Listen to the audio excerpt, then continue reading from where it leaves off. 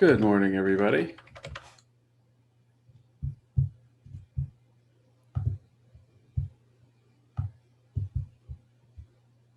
Hopefully you can all hear me. All right. Got some good mornings in the chat. Let me share my screen.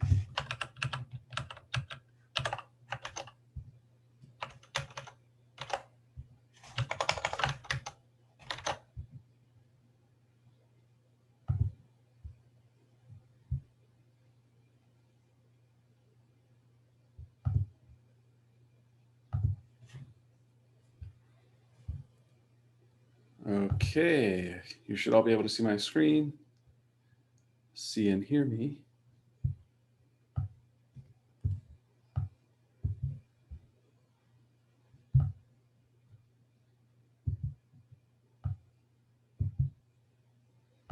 All right. Let's see, we got about 35 people. I think that's about the norm now. Maybe a little higher.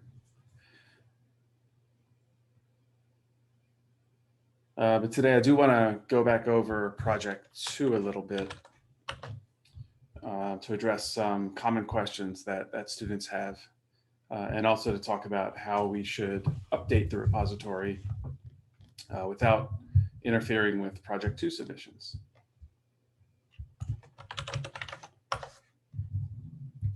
So let's give everybody one more minute, see if more students show up. A couple more.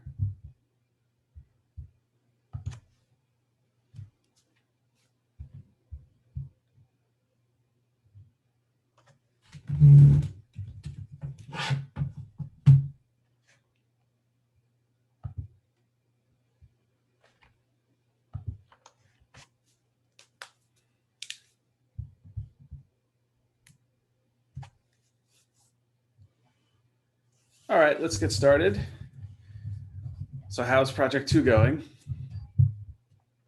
Fun?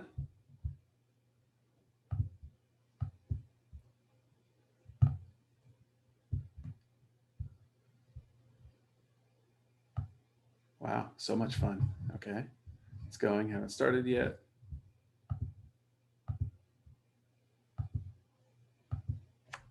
So somebody's asking about the create type functions. Oh yeah, I'll talk about that a little more. You won't have to create a type necessarily. Sometimes you can, sometimes you won't have to create a type. Sometimes you just can pass them up the tree. But I'll go over. I'll try to go over this a little bit more in the beginning of class.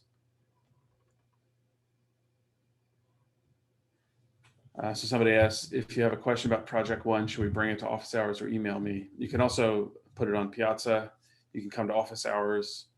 Email might take a long time to come back, so I recommend Piazza or office hours.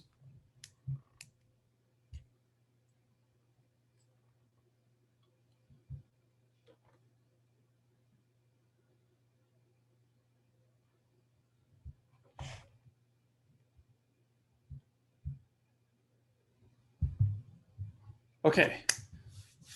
All right, so let's look at some of the common kind of gotchas with project 2. So as I think you all know by now, we are writing the type checker for the compiler, and the type checker, well, can anyone tell me what type checking does? Some of the things that type checking does in a compiler, if you remember from last week.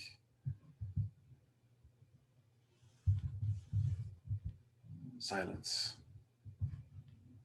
Make sure you're following the rules of the language. Yeah, that's a good way of saying it. Ensures that operators are operating on valid types. That's one specific way that the language is being used correctly. Ensure you're not passing wrong variable types. Yeah, all good answers. And so these are specifications of the language that can be checked at compile time, that can be checked for all programs without even running the program to see if there is an error. And the way we do this, at least in simple C, we're basically just checking to make sure that operands, like built-in operands like addition and subtraction, as well as operations that you create, like function calls, or the user creates, making sure that they use the right types of their operands. And the way we know whether the types are correctly used or not is that the developer annotates all of the symbols that they create, both variables and functions, they annotate them with a type. And then our type checker goes through and just makes sure that the type of the operands matches the type of the operation that we're using. Yeah, and all right thing. And we use this symbol table because our language, like other compiled languages, uses static scoping. We use a symbol table to keep track of that scope as we're going through the tree. And static scoping just means basically at compile time, you can check the tree, you can check the structure of the input program, and that dictates the rules of the scoping rules for variables.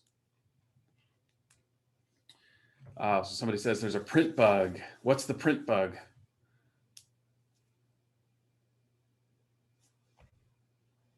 Okay. Did somebody put this on Piazza yet? Because I have to go look in it and check it out. Oh yeah, I saw this on Piazza. I hadn't gone in to look at this yet. I'll look at this. I'll look at this later. I need to look at it more carefully to see. When I looked at the AST output, it seemed like it had the type information there, but maybe the version of the AST you have is different or something. But I'll look into that. I'll look into that today, hopefully. Okay, so that's kind of just a quick overview of type checking. But the mechanics of it is, it's easier said than done on a physical machine. So I've given you a bunch of starter code to get started on this project. But there is a couple of things you gotta kind of look at since you're not writing it yourself. I've given you a bunch of structure, like the AST structure, the type structure, the layout of the functions that you're gonna implement. And so one design decision, one particular engineering decision that I made was to annotate the tree with the type. And all that means is let me get up the code here. In the AST, so these are all the types for the AST nodes, the abstract syntax tree nodes.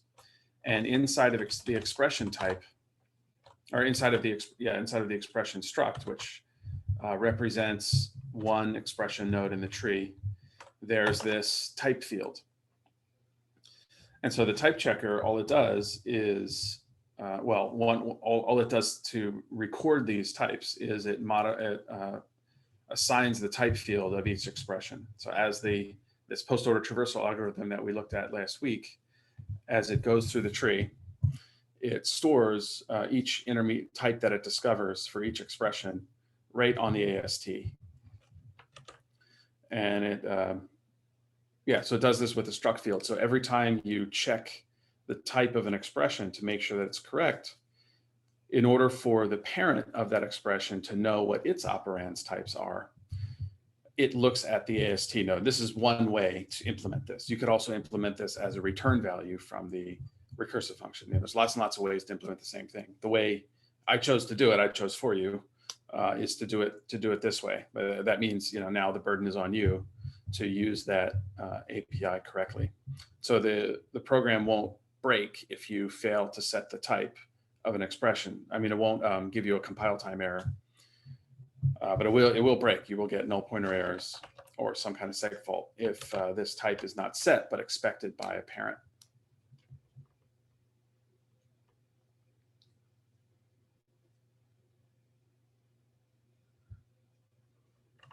So somebody's asking, I'm not sure the question, would this fall in any of the major components of the compiler that we were looking at with the toy compiler? Oh, no. So with the toy compiler, I omitted type checking.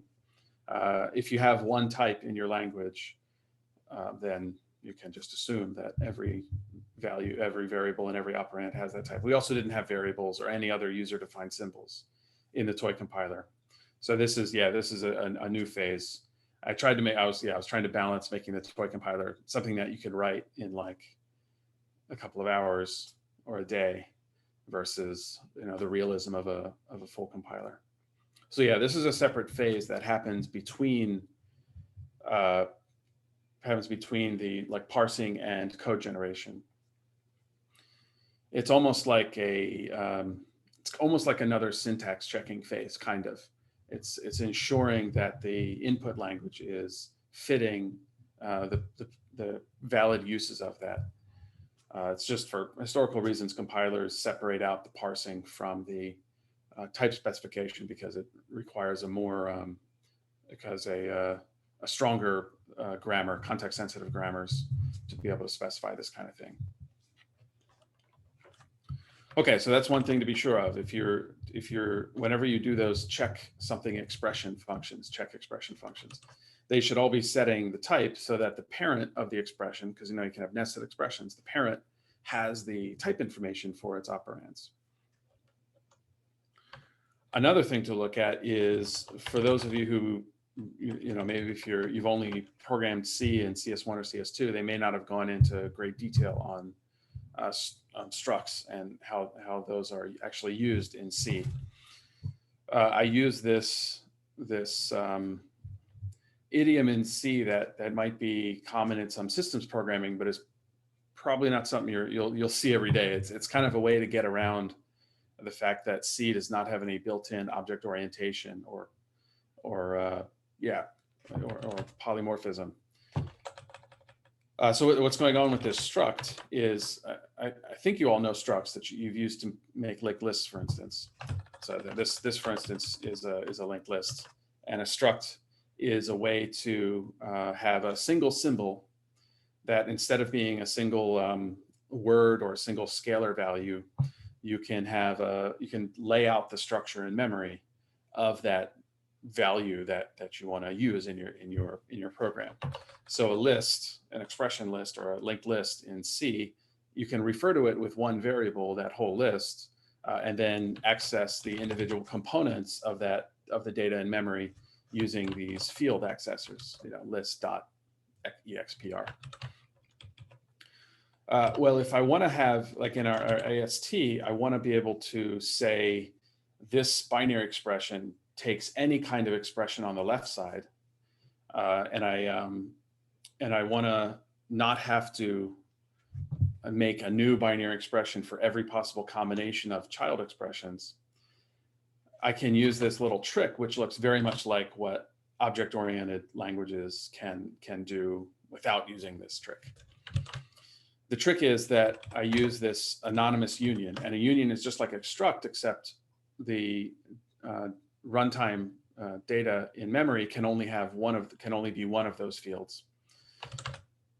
And so the way this works is, this expression structure will be only one of these possible fields. The actual memory layout in the type during runtime of this S expression structure will only have one of these possible fields at runtime. And this enum is used to record which one of these union fields is in memory at any given time during the execution of the program. So the compiler, I think, actually just allocates enough memory for the largest one of these fields. And then it's up to you, the developer, to make sure that you're using the correct field that you initialize this data to be. So if you initialize it to be ident expression, then when you go and use this expression structure, you should make sure that you're only accessing it with the ident expression field. And for developers, the way you would do that to be able to have runtime checks to make sure that you're using the right union field is to use this enum. So if you look at the constructors for this, let's see, where is create expression? So if you look at the constructors for these AST nodes that you used in project 1, this takes all the fields that union field uses, like, for instance, this ident. Well, let's take a more complicated one, like call expression. So it takes all the fields of call expression, so ident and args, and it allocates some memory on the heap for this structure, this T expression structure. And then it sets the kind to be call expression and sets the fields of that call expression. So notice that val is the expression struct. And because it's a pointer to an expression struct, we use the arrow to dereference this call expression field. So that's the call expression field here that's the union field that we're using for this particular instance of an expression. But then notice that we use dot for ident, because once we've recovered this field of our expression, we don't have a pointer anymore. We have the actual data of that call expression. And so we don't need, it's not, this is not a pointer type. Notice there's no star here. This is not a pointer type. We're pointing to the expression structure and then dereferencing the call expression field of that structure. But that call expression field, we now have access to the actual data of that. It's no longer a pointer to that. So somebody asked about xmalloc. Xmalloc is just a little hack to avoid having to do check the, well, actually it should be here somewhere. Xmalloc is just something I made. This is a little kind of hack that you'll see a lot of programs do this. Strictly speaking, when you make any kind of library, most library calls and system calls have some error condition that you're really supposed to check if you want your program to be like correctly written. The specification of these calls tells you this is what happens if everything goes correctly. You get this, you get an address, and this is what gets returned if something happened, something went wrong in allocating memory. So it'll give you a null pointer. Now, whether this actually matters to check in your application, because if you get if you're out of memory in your application, maybe your OS, maybe there's something unrecoverable in your OS. But regardless, the right way to do this is to check the error condition and handle it. This is like in Java, you have try an exception over C++. You have try blocks. That's kind of building into the language this kind of error checking.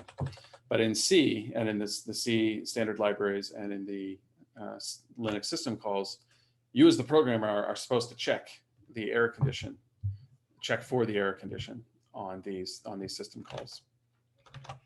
And you can actually see documentation of this specification. So remember, we talked in the first lecture about specification versus implementation.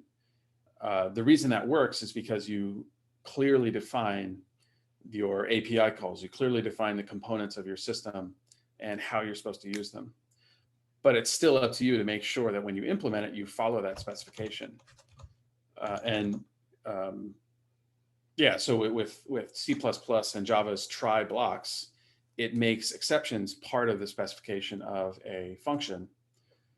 And in Java, it'll actually not let you compile the program if you're not checking that exception. So you can see here, you can just use man pages and just say man malloc, and it will, so where is it? Return value. So it'll actually tell you, it returns a pointer to the allocated memory. On error, these functions return null. So maybe it doesn't matter so much for malloc, but for something like fopen, where you certainly can have an error, says the same thing. Otherwise, null is returned and error number is set to indicate the error. So the POSIX style or the Unix style system API calls, they have all this error reporting set up for you. So when you do the syscall, it'll return some, according to whatever the specification says. In this case, it returns null for fopen. And it also sets this global error number variable so that you can actually see what the error was and handle it accordingly. So if you, so if you write a program that just calls fopen and uses the value, you've only implemented part of the specification. And so your program, that's why you may get a seg fault. And so, yeah, so you've implemented half the specification, so you can't expect your program to work correctly in all cases. Anyway, so that's why I just define this xmalloc to really just a little quick way to avoid having to deal with this. I just don't care if I run out of memory. I'll just exit the program. Okay, that was a little aside, but that's very system software oriented. All right, other questions on this structure here. So I would just kind of wrap your head around it a little bit. Maybe write your own struct with an anonymous union inside. It's just a way to basically have, just like if you've done Java or C++, you can have subtypes, subclasses of a class. And this is basically kind of like that. It's the same idea, where I have an expression class or an expression type, and it has all these different subtypes or subclasses for that expression. And that's very convenient for our AST, because if you notice, a binary expression can have any other expression as its child, as its operands. But expression, there's all these different options for what an expression can be. And so this allows us to, in C at least, makes it convenient to capture that language structure. But one little gotcha with this is you just want to make sure, where is my type checker? You want to make sure that when you're dereferencing this, let me find an example of setting the type.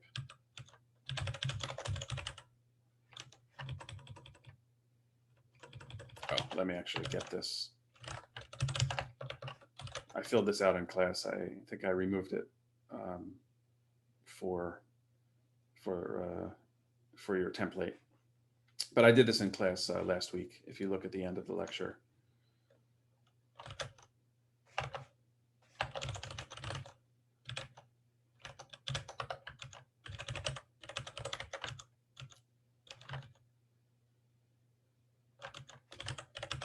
Expression, okay.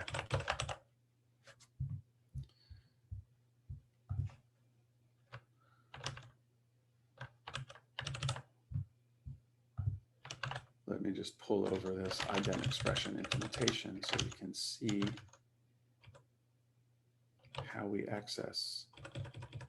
Well, okay, this is not the best example, but so you can see here, in order to access the actual ident expression AST node that we want, we have a pointer to this kind of wrapper expression structure, and then we access the union field using the arrow, the dereference. It's just dot and then dereference, or it's dereference and then dot is all arrow does for structs. So it's like syntactic sugar for dealing with pointers to structs in C. And also notice here at the end, we set the type on the expression. So the type is on the expression parent class, so to speak. And if you want to access the actual data of that AST node, you use this dereference into the union field. So let me give another example of using this expression.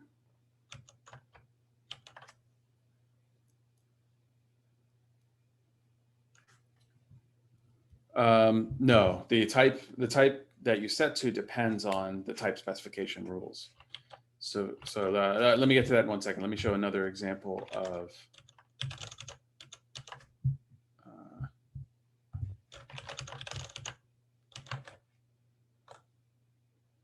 expressions.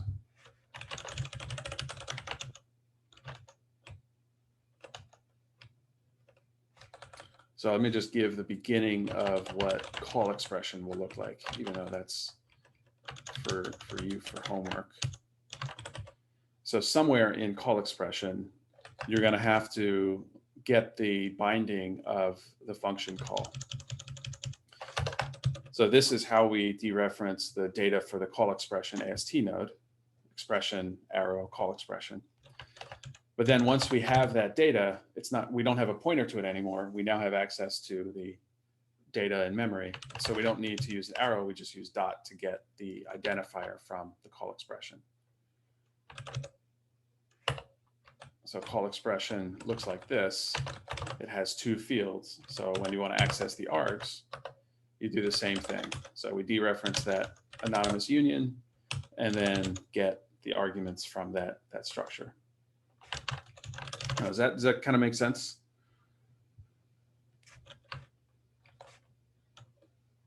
Okay, I hope. Okay, so somebody asked the reason.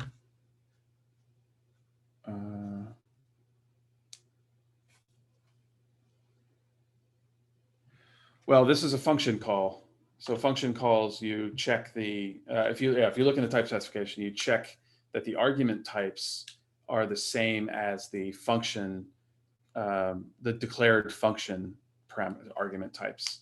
So you want to make sure that when you call the function, that the values that are being passed in by the developer match the type of the parameters that you declare, that the developer declared that function to be. So if I've got a function that takes 3 integers and the developer passes in 2 booleans or 2 characters, then the type checker should reject that program because the types of the arguments declared for the function don't match the types that are actually being passed in. The same way that you type check a plus, except that, plus is a binary infix operation and a function is a prefix operator. But it's the same idea. They're both functions that take operands and have a specific type expectation on what their operand type should be and what their return value should be.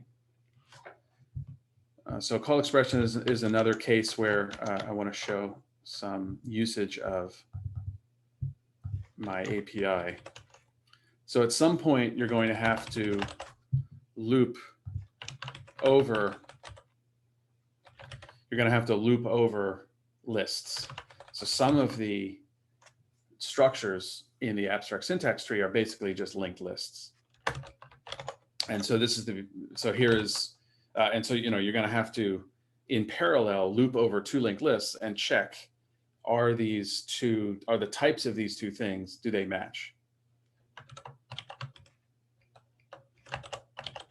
So you'll want to check the expression of the argument, compare the types of the argument and the parameter type to make sure it's correct.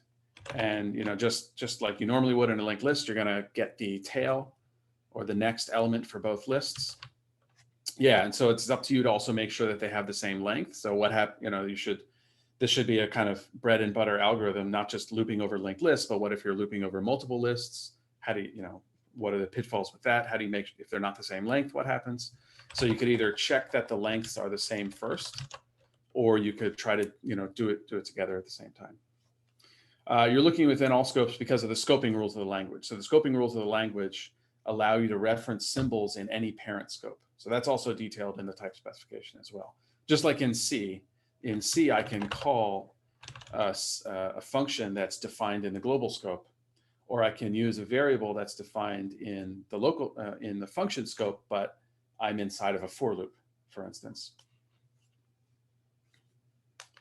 Okay, so other questions on type checking. So that's all the main, that's the stuff I wanted to go over that I think there were a lot of questions on. This is very kind of nitty gritty C language style. You wouldn't have to do a lot of this stuff in languages with like true object orientation. In the API, how do you see an operators? So operators, the type is, that's for you to check that type. The built-in operators don't have types. So, I mean, I guess we could have put it in the symbol table, for instance, but I just gave it to you in the type specification. In the same way that an int expression, you just have to say, and I gave you this in class anyway. So for an int expression, you just basically say what the type is. You hard code it here. So similarly for plus and minus, you'll just hard code the types for those. So somebody asking call expression. Before we compare types between args and parameters, do we need to check the type of the expression? Well, the input expression here, you're setting the type of this expression. So at the very end of this, you should be saying expression type equals, something. It's going to be the return value. Binary expression. For binary expression operators, as I just mentioned, it's basically the same question. You're hard coding. You're going to have to check. Okay, is this a plus? Is this a minus? I have to look at the types. Just look at the type specification to see what it is. But you have to say, okay, what operator is it? And yeah, the type specification basically just says that the operands have to match, and then the result is the return. I think there's some, this is tricky to get right. Just look at the specification for that, but you just hard code the logic that defines binary expression and unary expression operators. So the pointer reference and dereference are a little trickier because you have to ensure that you get a pointer type and then unbox that type or whatever the term is, get the actual type that it points to get the type. Okay. So yeah, let me know if you have more questions on Piazza. I should definitely move on to the rest of today's lecture. The last thing I just want to go over for this project and for any project that you have as a software engineer or any large project you have as a software engineer. So first, I should have done a poll for this in Zoom. I wasn't thinking ahead, but maybe we can do this by show of virtual hands with Zoom. There's a couple ways to approach programming. So I'd like you to kind of raise your hand virtually. I'm going to give two ways. I'm going to ask which way you're taking the approach in this project one. Okay, so the first approach is you look at the specification, what you're supposed to do. You take your code and you write out as much code as you can. You try to fill in all the pieces. I've given you 10 or 12 functions to write. You write them all. You write them as best as you can. And then you write them as best as you can. And then once you think you've gotten your code right, you run it through your compiler. If you have any compile errors, then you go back and you fill out your compiler errors. And then the next step is, you run it. And if you have bugs, you take all of the test cases we've given you, you run all those, and then see all the bugs you get, and then come to office hours because you're totally overwhelmed with all the bugs. Okay. So show of hands. I see some people are saying literally me. Okay, this is good. Can you show your virtual hands here? Oh, I see it there. Oh, okay, yeah. All right, so we're getting some good feedback. So some people are asking option 2. Well, before we get to option 2, what's the? I'm curious who's doing it this way. So I noticed this is really, really common. Students doing this, and I have some suspicion why. Actually, there was. Some programming languages people I follow on Twitter, there was some study where they were talking about why students don't make their own tests or their own test cases. Okay, so there's a good number of people doing this, and so this is not necessarily wrong. So it's in engineering, it's very hard to say here is the one way to do things. I would say that works fine if you're doing, a 100-line program or even a 1,000-line program. So some people can hold all that. I mean, not me, but some people can hold large programs in their head and just write it. And these days, the more I spend a lot of time getting the code right before I even compile it or even test it. But that's, I'm not writing a lot of code, but I'm spending a lot of time getting it right. So you certainly can do it that way, particularly for small programs, or if you're hacking up a quick solution. There's really no need to do this same kind of techniques you do for large scale engineering. Okay, so somebody's saying they don't understand. All right, so some people are already getting at option 2. Okay, so let's look at option 2 and see how, even if you don't completely understand the problem yet, how you can kind of get there through option 2. So here's option 2. So let me show of hands who does this. So instead, I take one piece of the program, in this case, one function, just one function to implement. I write a little bit of code and compile it along the way, just to make sure I'm not missing any reasoning about the types that I'm supposed to be using, to make sure I don't have any simple compiler errors. And before I even do a lot of code, ideally, I write a test case that's going to exercise that code. And if I don't understand whether even if that test case exercises code, I can just put some print statements there or use a debugger to see, all right, is this test case actually exercising the code I'm trying to edit? All right, getting some hands, that's good. That's good. And then once I know that that's the code I really want to be editing and I have an input that actually tests it, then before I actually write a bunch of code, I first check, well, what's the API? What is the AST expecting? What is this expression data type that I have? And what are my assumptions about what this code is supposed to do? And then once I have what this one little function is supposed to do with the test, with the test case, and you can look at other test cases to see the output of a similar test case. Only then start writing some code, and then maybe a few lines at a time, depending on what I'm implementing, and see how it affects the test case. I wouldn't even call this defensive programming. Defensive programming is inserting checks into your code. This is not defensive programming. This is, I would call this like contemplative programming, where so let's see. So got some hands doing this as well. Okay, so that's good. That's good. So some people are saying the reason that you're writing lots of code and not writing tests is because you don't understand the problem. That's a very funny thing to say, right? That's like saying, I'm driving down the road, I don't have my headlights on, so I'm going to go faster just because I can't really see what's in front of me. I want to get home really fast so I don't hit anything. Not a good approach. So a better approach is to try to kind of from the bottom up, find what little piece of the code you can understand. So does this, if you have a print statement, that's a feedback that says, this is actually, make a hypothesis. I think that this is the input program that's exercising this code. So before I write code to implement it, let me actually check to make sure. So you can kind of infer yourself if that's actually a test case that's testing the program you're writing. So I've given you a piece of code that works for a small test case to get started. So when you start implementing a function, pick one that seems simple according to the type specification, and just put a print statement and see, am I actually exercising this code? And then sit down and try to figure out, okay, what is it that Paul is trying to get me to implement? I know this stuff is complicated, but because it's so hard, actually doing this kind of slow, gradual, tortoise versus hare approach to programming is actually better. It feels slower. I think also because this is an assignment, you're like rushing to do this. But remember, very lenient late policy. It actually turns out that for these kind of large, complicated programming exercises, going very slowly on small pieces is faster, I argue, than going really fast on a lot of code. And I mentioned this in the beginning of the class. So if you have a lot of components that are interacting with each other, if you've written them really quickly, the debugging effort is multiplied by all the different combinations of those components.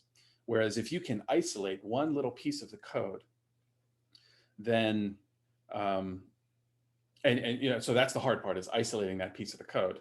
If you can do that, then it's way easier to solve that problem, and you can spend more time getting it right. So really, and actually these days in my research, some of the problems are getting very, very challenging. So I may spend hours to write a few lines of code, which is not, that might be an extreme in typical software engineering. But for this project, there's really, like, each of these functions is literally no more than like 10 lines of code. But it's a really, really hard 10 lines of code to get right. Like, look in your algorithms class. Those algorithms are very, very short. It's the reasoning behind them that to make them right, that's the hard part. And so what I really want to get across in this class is that, this kind of theory of algorithms and really intricate, complicated reasoning does not have to be completely divorced from software engineering. In software engineering, we still want to reason and make sure that these algorithms are right, rather than just hack away. I mean, hacking away has its place. I do this as well. I'm not saying never hack, always, do formal verification of your code. But you don't, it's not one or the other. As the problem gets larger, it's going to be way fast. This is laziness in programming. This is really actually laziness. It's way less lazy to write a bunch of code and debug it, because it's way harder to do the debugging. Okay, so somebody asked me to show an example of this. So that's a really good idea. So let me do this with call expression. So call expression is a really complicated one. Actually, maybe I should do it with let me do it with.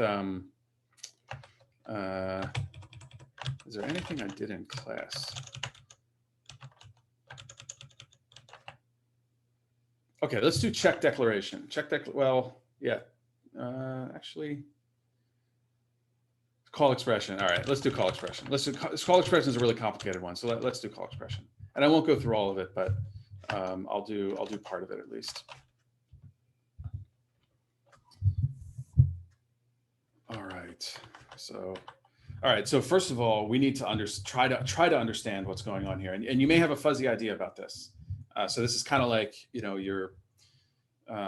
this is almost like the role of what science does. So this is different because you're trying to figure out what a man-made thing is. But in science, you know, we're in this world. We don't know the specification of the natural world. We don't even know if there is one.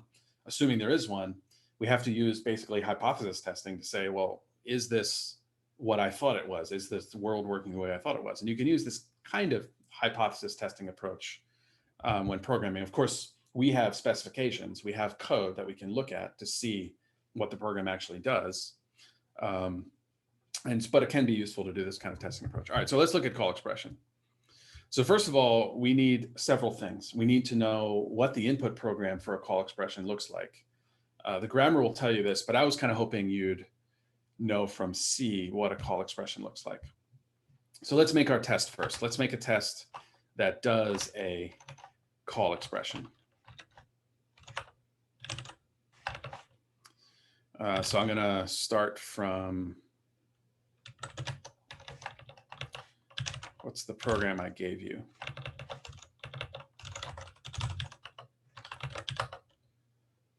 I think I gave you example.simplec, right? So I gave you a really big example. So I'm not saying, so yeah, so also write your own test cases. Go through the struggle of getting a test case that works, you know, to start from because I gave you a starting point. So I think, actually, did I give you, I hope I gave you, yeah. So we can start with this ultra simple test case that I've given you.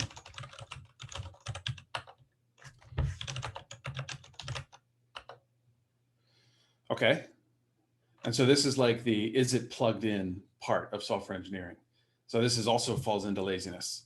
There's no point in working on a complicated problem if the problem is really just a simple one. So try some simple solutions first. Well, I gotta actually,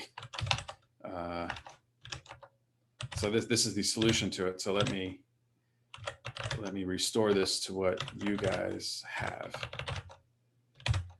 You guys are given. Okay, so now we are. So if you have a problem with the AST, just use the parser that I've given you.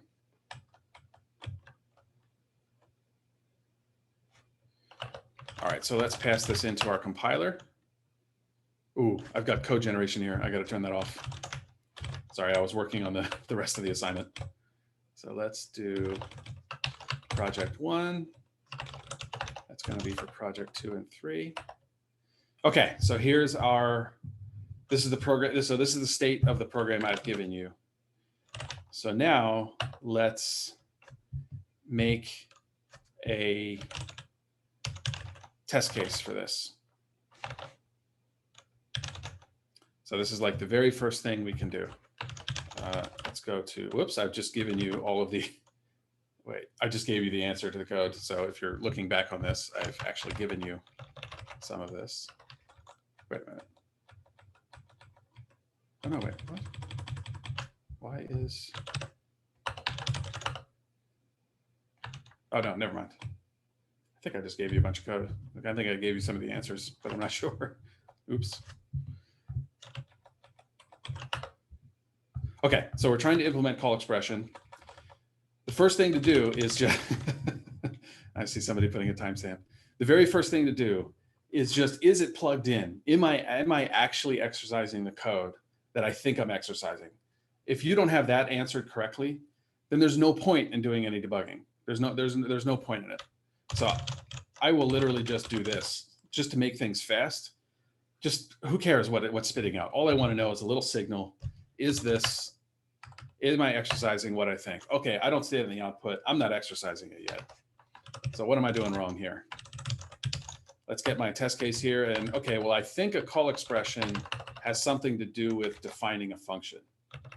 So, or yeah, I think it has something to do with defining a function. So I'm gonna make my function definition here.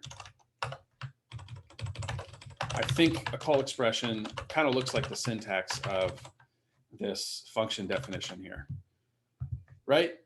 Is that right, everybody? All right, let's see. So before I go on and start actually implementing something, let's look at my output. Okay, no, I don't have that signal in my output. So something's clearly wrong here. Yeah, okay, I'd have to call it in main. So new hypothesis, I have to call it in main. Well, let's give it 1 and 2, and let's try to test this here. Oh, I got a syntax error. So I'm not using simplicity correctly. This doesn't work unless, yeah, call expression is calling a function that's already created.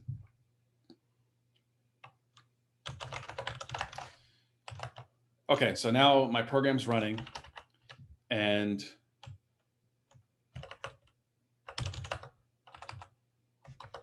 I'm still not getting the output that I expect. Am I? Let me print it to,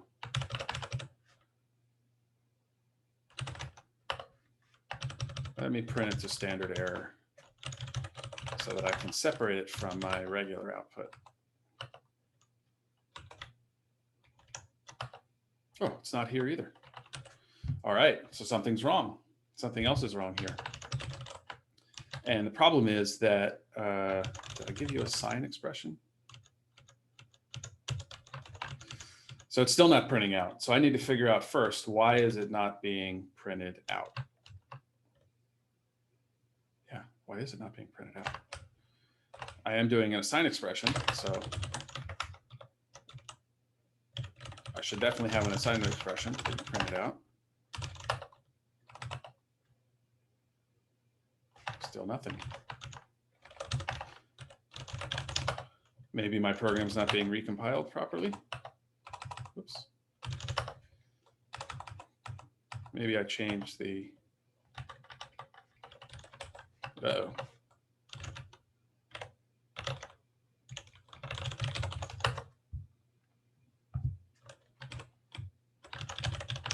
Oh, sorry, I hadn't actually turned on type checking yet. So you shouldn't have this problem, but I hadn't turned on type checking yet. That's what happened here. Okay, so now we can see we get our ugly output here. I mean, who cares what it looks like? It's just a temporary thing. I put it to standard error so that it won't affect the actual output of my program. All right, so let's take a look at call expression.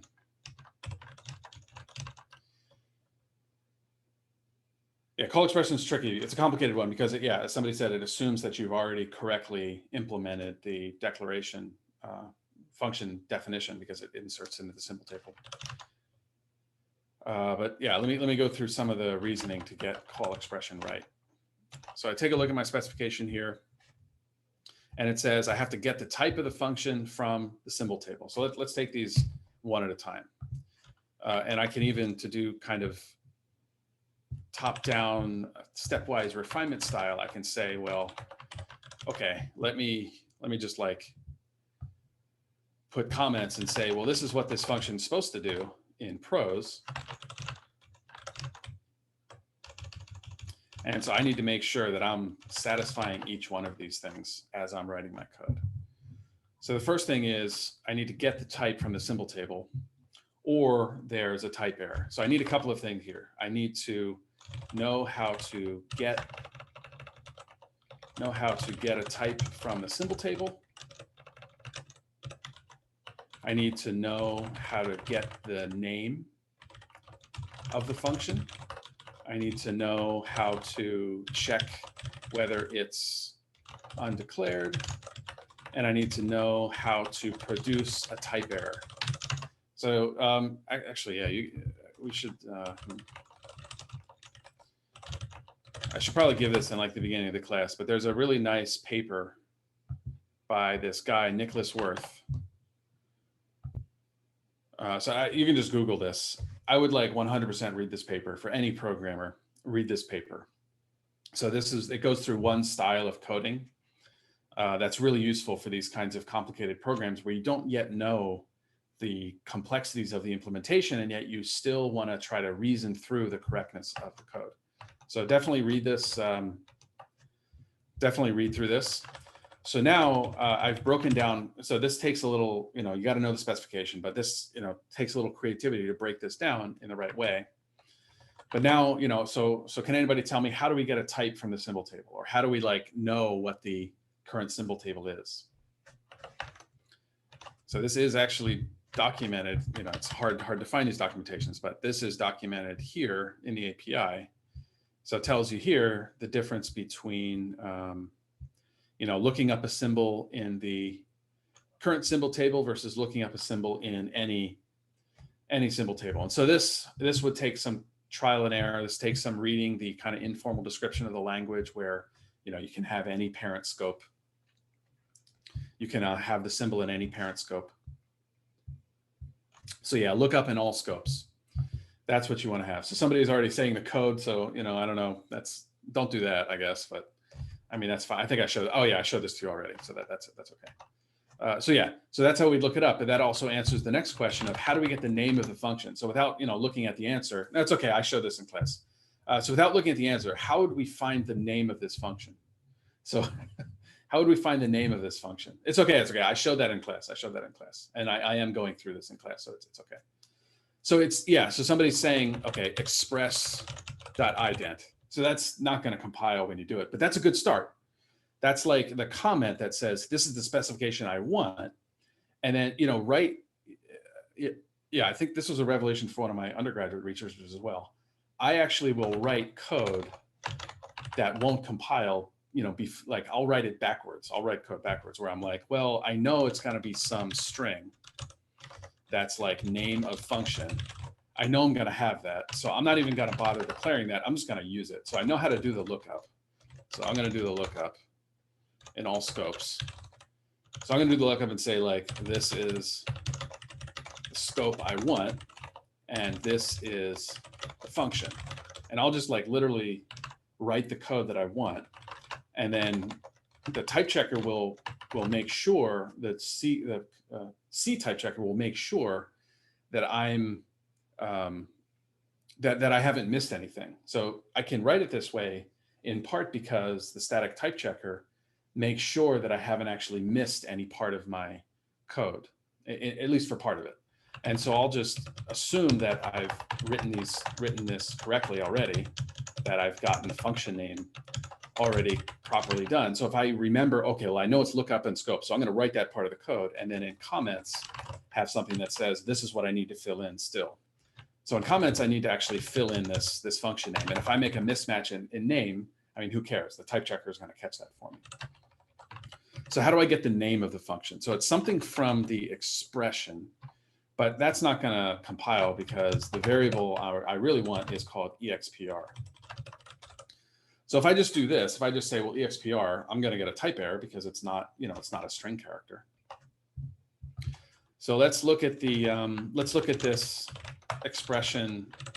The type here gives us a hint as to what the structure is. So I can look at this expression here. So somebody's asking, ident expression holds the name. So this is, so you can make that guess, and then you're probably going to get a runtime error because, so the reasoning through this, it requires understanding project one. When you parse the call expression, the correct program created a call expression, Another way to look at it is if we look at the known output of call expression, if you look inside the test cases we give you, the known output will have a call expression, not an ident expression. So that's a couple hints of where to find that information. So, okay, so we've hopefully, maybe we struggled through some runtime errors, and then finally we looked at the test cases to see, well, okay, what's the correct output for, it's really important to know the correct output for the cases. That's why we give you the test cases. It's hard to know, it's hard to write this by hand. So we know, okay, so now we know, okay, this is going to be a call expression. So I don't know yet about the AST printer. I have to look at this. I have to look at this later. So now that we know it's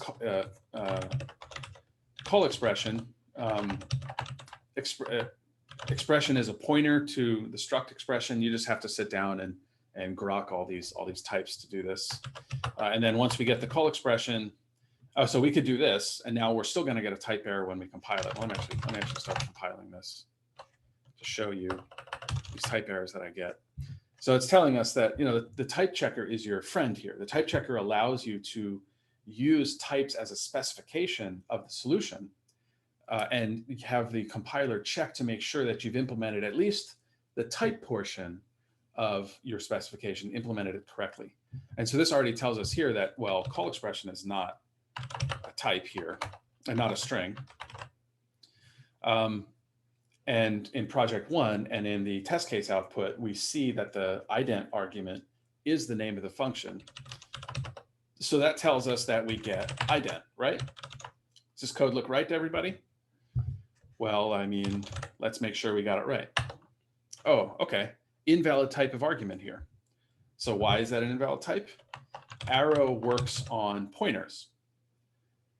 Arrow works on pointers. It first dereferences the struct and then uses the designator, the dot, to get it.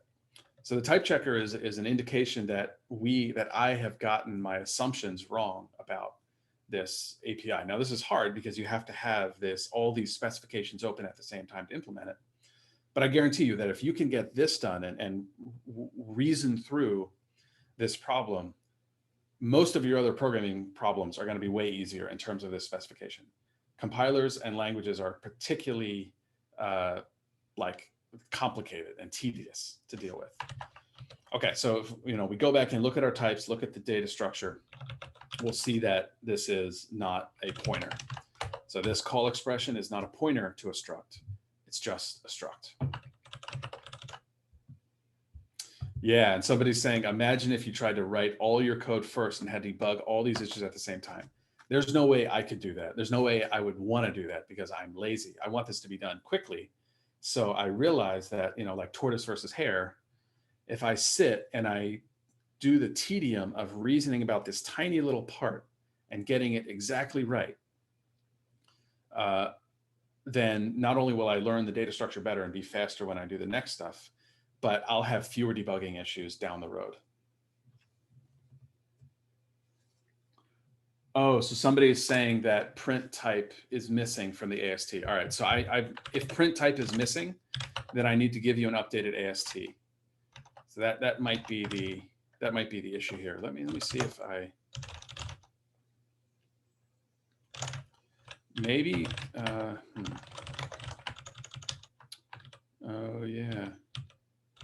Sorry about that. It looks like I did not give you the new AST. Or wait, did I give you the new AST? Yeah, I didn't give you the new AST. Sorry about that. That must be the issue. All right, thanks guys. Yeah, that saves me the trouble of looking at this later.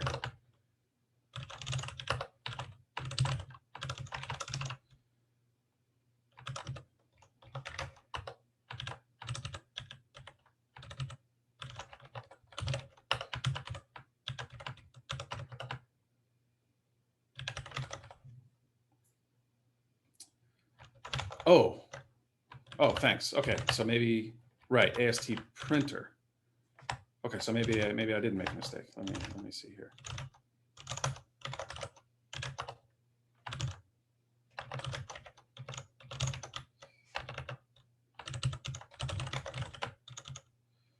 Print type is here.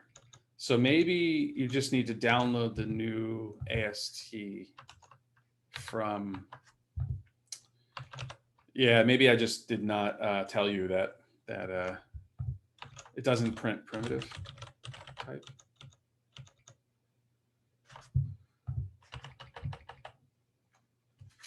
I may have just failed to warn you that you need a new AST printer or something.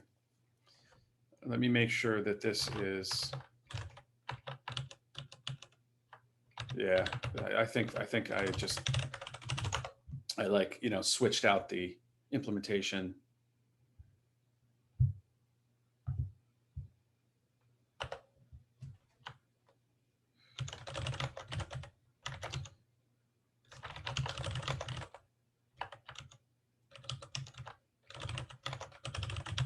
So yeah, I think you just need to get just get the updated AST printer from the website. I'll make a note of this and an announcement, or I'll answer it on Piazza. Browsing command line. We'll have to do browsing websites using the command line later.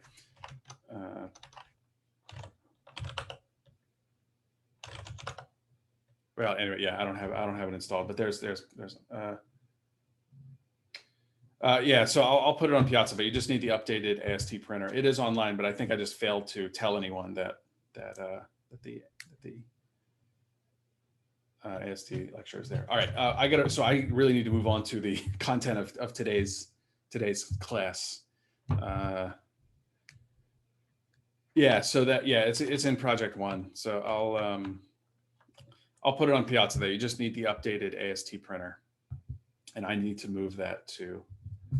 Yeah, so we have a new lecture today on code generation. We're supposed to be moving to, but that's okay. We have today and next week to do everything you need for project 3. So okay, so unless there's any other pressing questions, rest of the questions on Piazza, office hours. Let me move on to the next part of the course. All right, so what we looked at in the whole, that whole last 4 lectures is the front end of the compiler. That's the language processing part. So recall that this language is an invention. This language is a human invention. It doesn't have any, like native speakers. I don't think there's no machines that physically can run this language.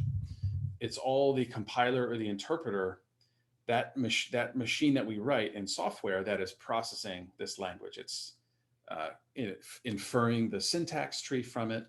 It's enforcing checking automatically some of the semantics of it, the static semantics, the types. But then the compiler's next main job is to make the input program in that invented language, make that actually be runnable on a machine. And for compilers, the way we do that, if you remember, is we don't run the program. We don't actually figure out what the resulting value of the program is. Instead, we generate assembly code. We generate machine code that is equivalent to our input program, but that actually does have a physical machine that can execute that code.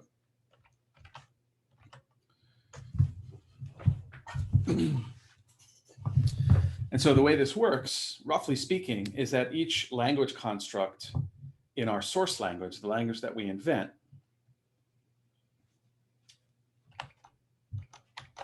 all right, I'll look into the AST printer thing in a bit.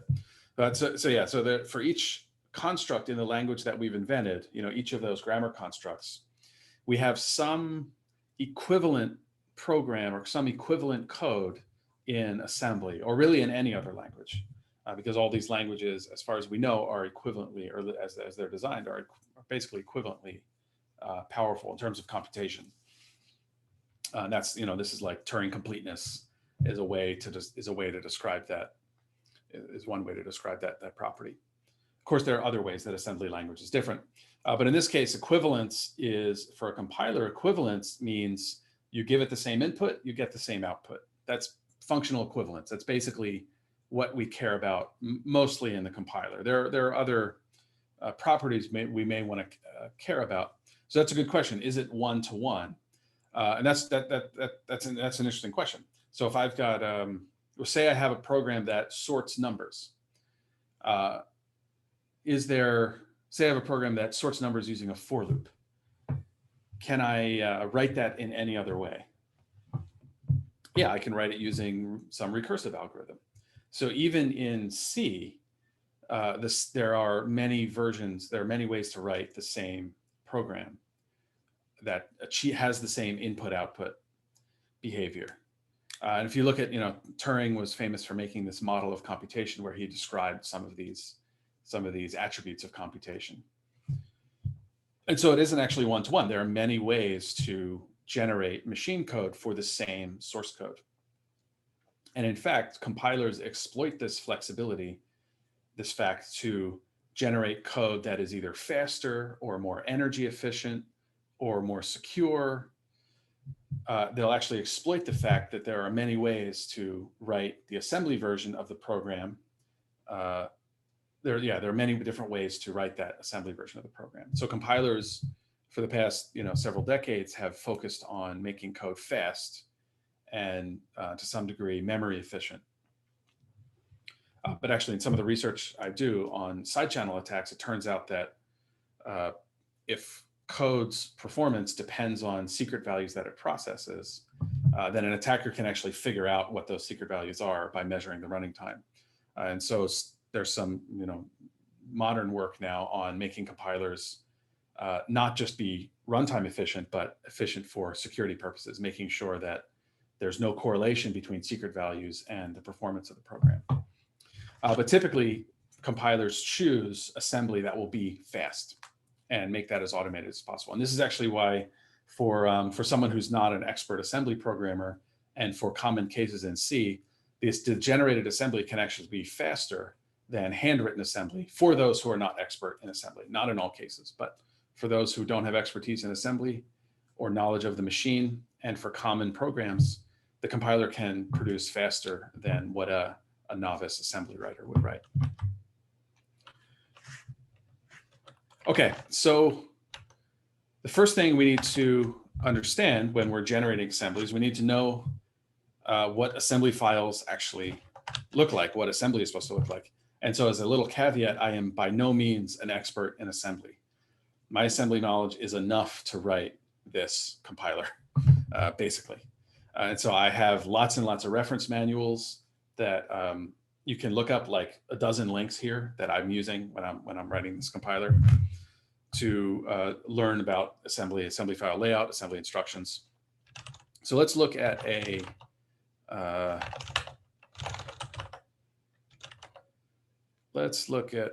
simple one. Hopefully a simple one.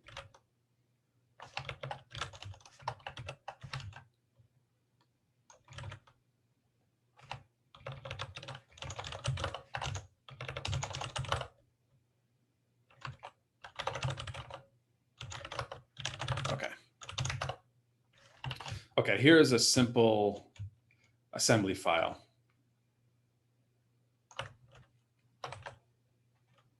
Let's do it here in Emacs.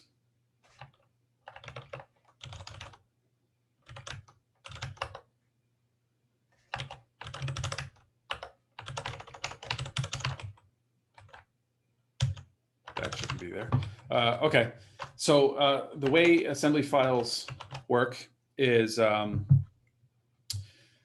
the assembler takes the text of an assembly program. So the text is also not runnable. So like a compiler, an assembler is translating the text, ASCII text, into machine code, and it's also providing the right layout in the binary file format that your system requires.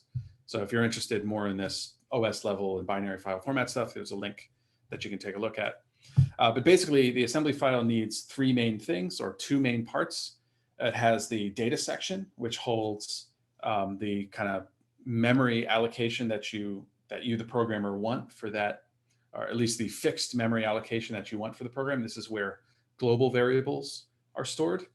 And it has the text section of the assembly file, and that's where the executable code is stored. So global values, when you initialize global values, the assembly file, the assembler actually allocates space for those global values inside of the binary file, and then for each of the machine code instructions in binary, it allocates space in the binary file for those machine instructions. There also might be other sections that are specific to the binary file format you're using, like read-only data. C uses this. C compilers use this for string constants. There's also this BSS section for initialized data. But basically, in your assembler, you have your data section and your program text section. And so assemblers these days are pretty flexible. We can like switch between these things. These dot instructions are called pseudo ops, and they're just instructions to the assembler to say, hey, now I'm inside of a text section, so this is going to be code following this. And it has even some, like, you can even do like declarations in it. This name followed by a colon, just like in C, this is a label. So this refers to some memory address in our machine code file. And so this is the memory address for our function, for some function f. So here is the here's the code. Oops. At the bottom here is the corresponding simple C code to the program above.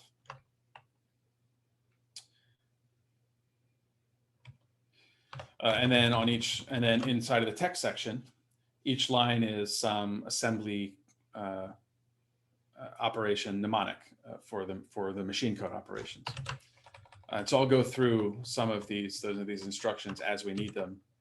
But from the perspective of the layout of the file, each function gets compiled into a sequence of assembly instructions labeled with the name of the function. Those are put in the text sections. And then global variables are, well, I don't have global variables here. Well, but then global variables are just put in the data section of the code. And when I give you the specification of the project, I'll give you the exact assembly you need for that. You can also just run GCC. So here's an example of the output of GCC. Well, actually, let me show you how to run that. So if you want to ever see what GCC produces as assembly, all you have to do is use GCC-S and the name of the C program. And that will give you a .s file, like so. And you can see exactly, if you're interested, I've given you references for all this stuff. I'm just going to give you the only thing you need for implementing the code generation part of the project.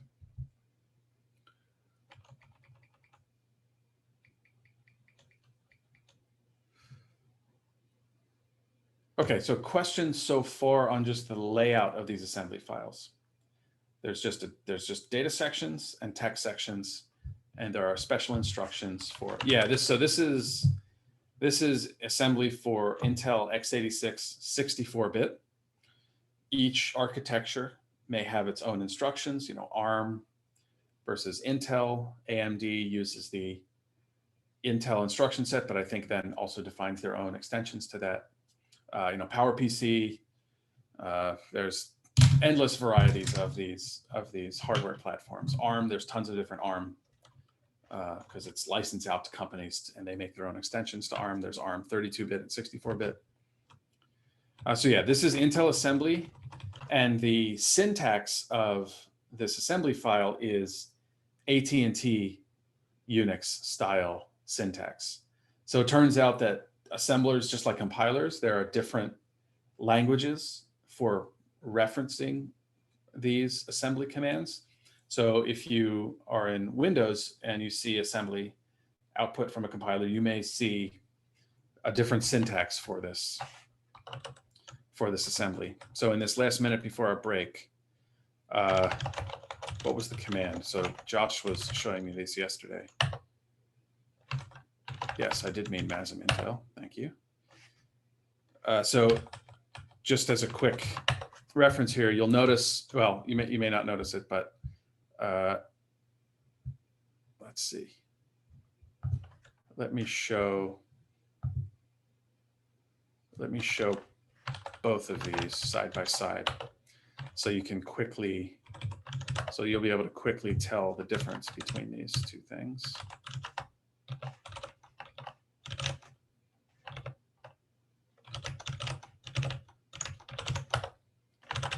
So on the right, we have AT&T style syntax. One of the telltale signs is that the registers are prefixed with this % sign. and an Intel style syntax. They're both Intel assembly. They're both assembly for the same architecture, the same instructions. It's just the syntax of the assembly file is different because Intel had their own syntax, AT&T had their own syntax that I guess predated Intel, and then the GCC compiler writers wanted to use the AT&T syntax by default, style syntax. So registers don't have any prefixes. This is basically a pointer here. This is getting an offset from a memory address. So RBP has a memory address in it, in that register, and then -4 is an offset of that memory address. Yeah, so okay, so let's take a break in a little bit. And when we actually go through this code generation, this hopefully will give you actually a better idea of pointers as well, because pointers come straight out of assembly programming instructions, and why they work that way. All right, so any questions on? Okay, good. Bringing back CDA. So hopefully you have some. I'm going to take for granted you have some experience with assembly. Maybe not Intel. Did you guys learn Intel assembly? The Intel instruction set. MIPS. All right. So so Intel is a little bit of a pain compared to that because they have it's CISC, a CISC architecture, has very complex instructions and lots of instructions. So some people did Intel. All right, so but we're going to learn the instructions we need for this. All right, so let's take a break. For those of you who have questions about anything we've covered so far or other questions, let me know. And in this break, I'm going to try to figure out what's going on with the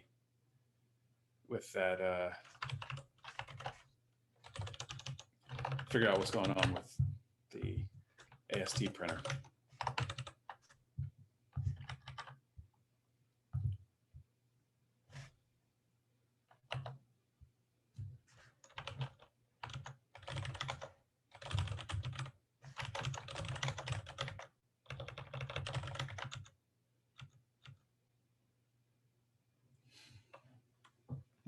So GCC can assemble, well, it's actually GAS. GAS is the GNU assembler. I think it can take AT&T syntax, or Intel syntax, I think, or it produces it. I mean, GCC can produce it as well. Okay, so is the person here who knows about this problem in the printing the AST? So I'm looking at the code on the Project One website, and it seems to have print type in it.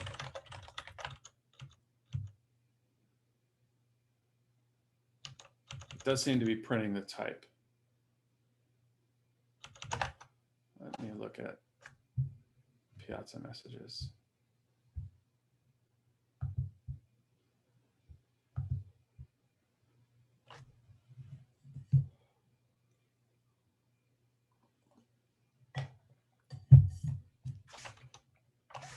So print type, yeah, print type is only called under expression.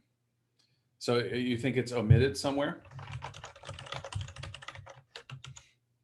Print ident expression. So you're saying ident expression doesn't print the type. Ah, okay. I see.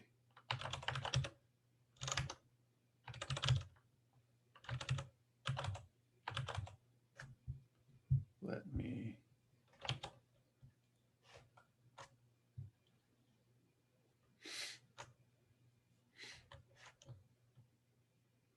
But you're saying that all right, let me get this.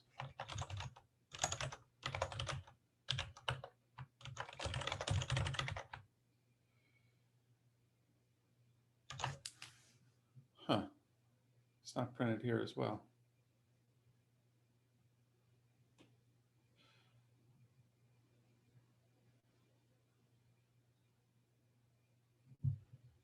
So is it wrong in the test case output also?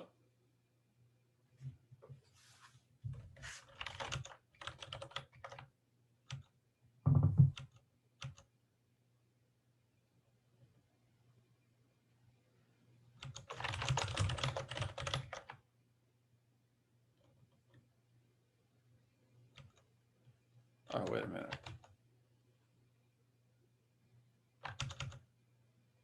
No, it should be printed out by all expressions.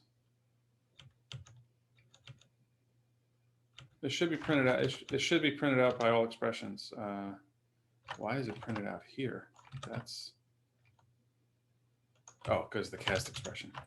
So this code here in print expression should be printing it out as long as it's not null. So it could be that it's null.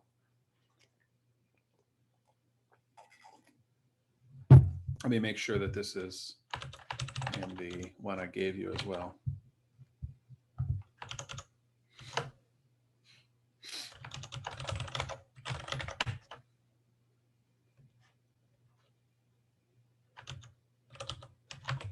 Oh, it's missing. Yeah, so it's missing in the one online. So I was wrong. It is not there online. So I just did not give you the updated printer, which is bad. Sorry about this. Let me update that right now.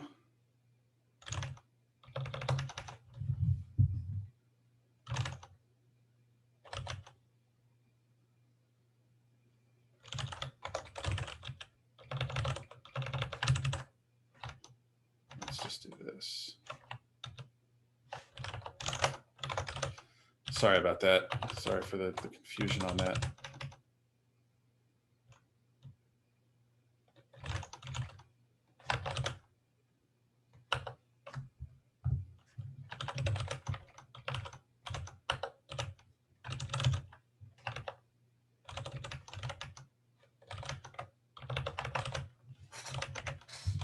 That must have been royally confusing for a week. I'm so sorry, guys. That is not right.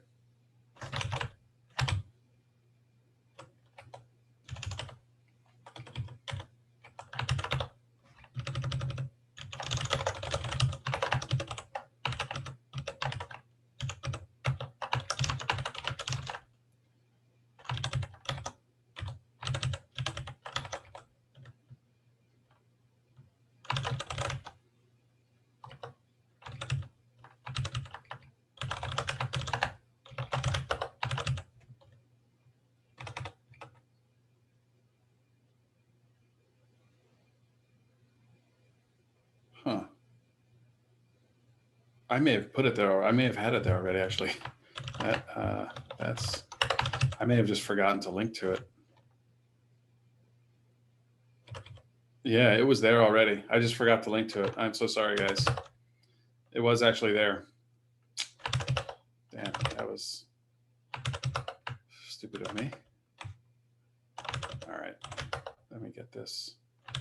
I just forgot to push it.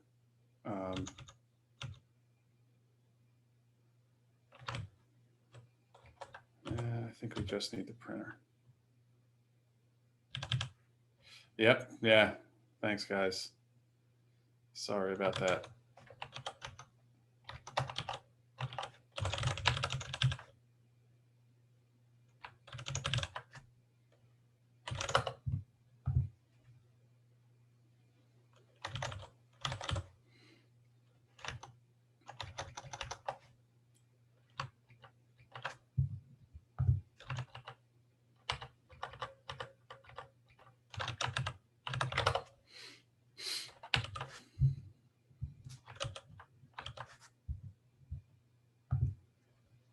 Whoops.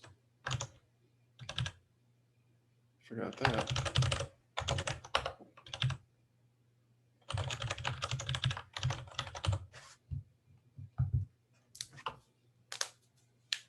Oh, by worth, it's program development by stepwise refinement.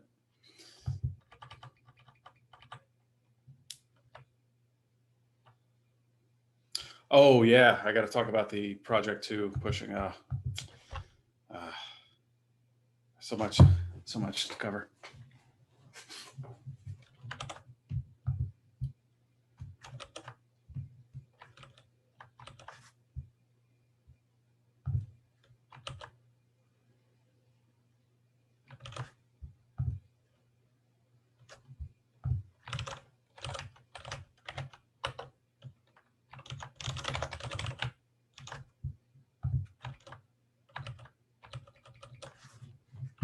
Taking a little bit to update.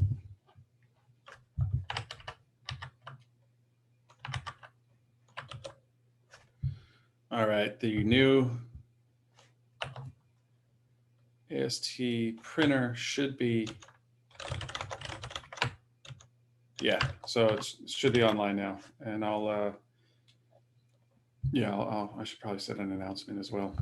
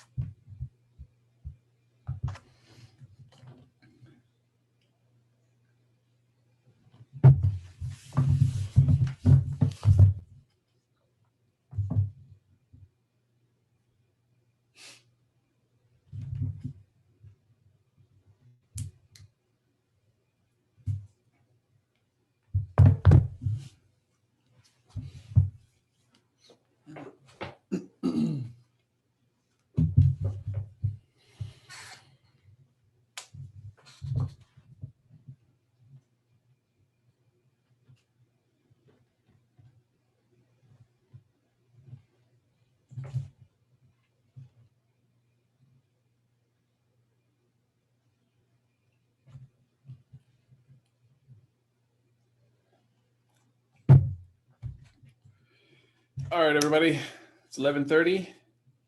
Let's get back into it.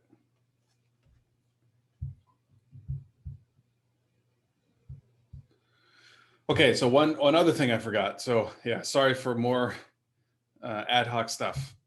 Yeah, I try to be more organized than this, but okay. So some of you have noticed that the TA was like, hey, if you commit stuff to your project, then it messes up grading project one. What I did in previous semesters, which I completely forgot to tell you about Git, is there's a really, really convenient way to deal with this. And it uses, so Git is, the whole point of Git and source version control is to track changes in code. But as you're, just like when you're working on this project, real world code is constantly evolving. New features are being added, bug fixes are being created. And while the developers are working on the software, you don't want to use necessarily the development software. It may have untested features, or it may have new bugs that are introduced, or isn't compatible with other software. And so version control allows you to preserve every version of that software, every version like ever in the entire history of it. And so if we want to do a release, version control makes this really, really easy, because we already have the individual versions and instances of that source code. So all we have to do in Git is to pick one event in that history, one change event in that history, and just say, well, okay, this is version 1. And for a later one, we can say, well, this is version 1.1. And that's all you need to do in Git in order to make a release of your source code, because you're already tracking all the changes and different versions of the code. So we can use this in order to tell the graders which version of your code is the one that you want graded for that particular project. So that way you can make a release for a project and then continue working and updating and using good Git commit practices to update your code.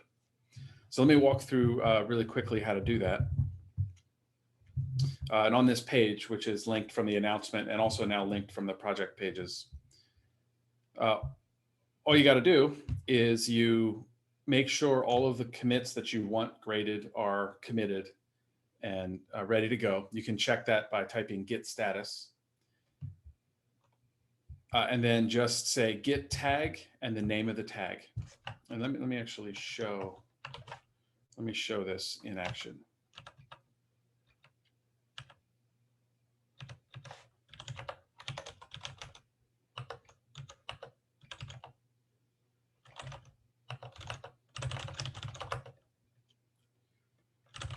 Okay, so if I say Git status, it'll tell me whether some changes have not been committed or not. So I would want to commit these things. So I'm gonna, well, yeah, let me do it the tedious way. So yes, I want that to be committed. Yes, I want that to be committed. Here is my clear description of the changes. Here is my detailed. Here's my detailed description. Okay, so now I can see that I have no more changes to commit. I can look in my log, my Git log, to see all of the changes I've made to my code. They each have their own unique commit ID. This even tells me which branch it is and whether what the remote repository's commit is as well. So to do tag, all I do is say, well, okay, this is what I want to have for Git project 1. When I look at the log now, you'll see that that commit that I just made is now tagged with project 1. Tags are not on files, they're not on directories, they're not on groups of code, they're on a specific change in the history of changes in your source code. So we can even visualize, well, there's not much to visualize here, but it's basically a sequence of changes throughout the history of your code. And instead of storing the current version of your program, it actually just stores all of the deltas, all of the diffs between versions from the beginning of the project. And so we just pick one of those and say, well, this is the version that I want to release. And we do that with git tag. Now, when you say git push to synchronize your changes with the remote repository, it doesn't actually synchronize the tags. You have to do that explicitly with -- tags. Also, since versions are supposed to be uniquely named, we can't just reuse a tag whenever we want. It'll say this already exists. So if we need to, if you want to but for us, if we want to regrade with the same tag, you can override that protection by using force. And so we can force that new tag. Well, I can make some changes here.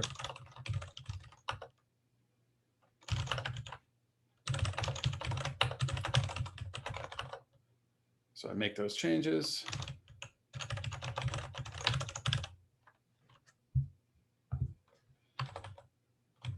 And now we've got a new log entry here. And you see this tag is now on an older version of the software. So if I want to update that, you should have to use -F because it's it's not usual that you would reassign a version number to a different commit of your project. You wouldn't normally do that in a in a real world project, but Git allows you to do this.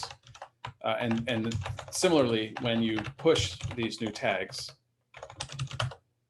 GitHub is going to complain that that tag already exists and they don't want you to overwrite that tag. So again, you just force that new tag to be pushed to the synced one. So somebody asked, how do you save your changes when you do commit-p? For commit-p, you just save the file that you edited it, quit from your editor, and done. It's yeah, that's all you need to do. So let me show an example of that again. So I make some new changes to my new file. It's modified. Commit-p. I just say yes to keep the change, that particular change, no to not stage that change. And once I have my very descriptive summary, I just save the file, exit, and then my commit's done.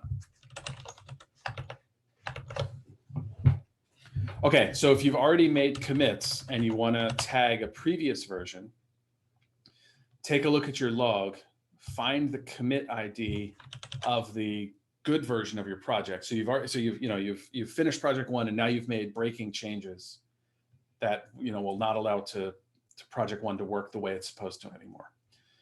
And you've already made those commits. You don't have to undo anything. You can commit commits, tags work on specific commits. So by default, tag will tag your current commit, the head of your branch. But I can just copy this commit ID here and say, well, this is going to be project 0 or something, maybe some other project. So I can say git tag, the tag name, and then the commit ID. So each change in the history of your project gets a unique ID. And I can just assign a tag. All a tag does is just make a symbol table mapping from names to commit IDs. And now this older commit has a new tag on it. So the tag is like a pointer to a specific commit. And with git tag, you can see here, they have nice little graphical representation of tags and branches and all that. So yeah, and then you just do git push tags and voila, it's synced. And if you ever need to change that, then you just use git force. So all that should be, well, okay, that commit part is not detailed here, but yeah, so you guys gave a timestamp to the video. So hopefully that's enough. Yeah, so you only tag, you tag, so remember, you're not tagging the project, you're tagging a specific change in the history of changes to that project. So you kind of have to move out of the mindset of, I have a file system with folders and files in them, and instead I started from empty and I've added changes one at a time that appended changes one at a time to the history of that of that file and all those files and all those directories. And one event in that history of changes is one version of that project. So you tag a change event in the history of the changes of that project. And you can kind of sit down and do this on paper as yourself as an exercise. But if I take the differences between each, if I take all the differences in each change to the file, I can actually reconstruct the file just by taking the history of changes to that file without ever having the entire file constructed at any point. I don't have to record that whole file anymore. Now I can just reconstruct it through the history of changes. And so this is actually an important notion in like distributed computing and as well when it comes to like concurrency. Okay, so that's git tags. Let me know if you have more questions on like Piazza or in office hours. If anybody has a quick question now, let me know. Otherwise, I'm going to move on to back to code generation. So yeah, sorry for not making that tag stuff earlier in the class. I should have done that from the beginning, but I forgot. All right, so let's take a look at, let's go back to code generation. All right, so we looked at the assembly file layout. And now this, so the layout, remember, has a section for global variables, and it has a section for the actual code of your functions in your program. Okay, but what about local variables and malloc, heap allocated stuff? That's not in this assembly file. The data section is just for global variables. So where does that go? Anybody have an idea of where that fits in to this assembly file scheme?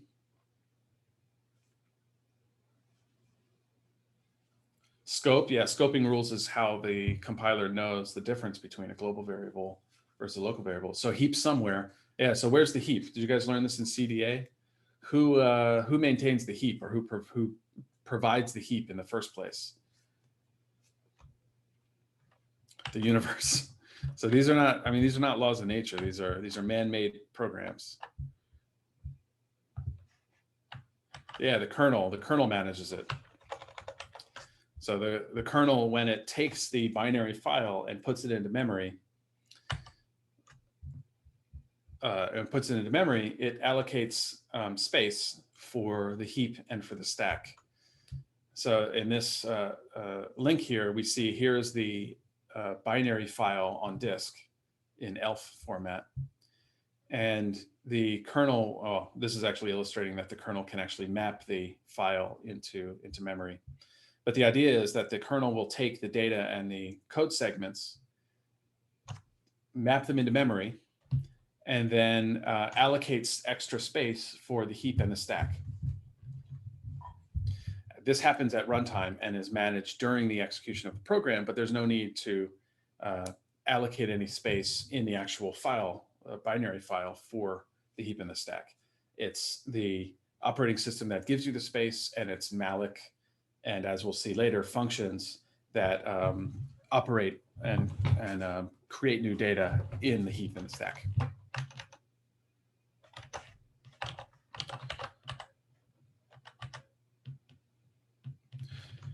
All right. So a very general question for you guys. What are functions? How do they work? What do they do? In a language like C, for instance, someone just described for me functions in programming languages. Reusable snippets of code, customizable web parameters. Okay, that's a really great description right there. Thanks for that one. That's very good. So that's basically it. They're a little chunk of code. You can name them. In some languages, you can have anonymous functions. You can name them, and one of the uses of them is reuse. So functions are they're a conceit. They're an invention of programming languages.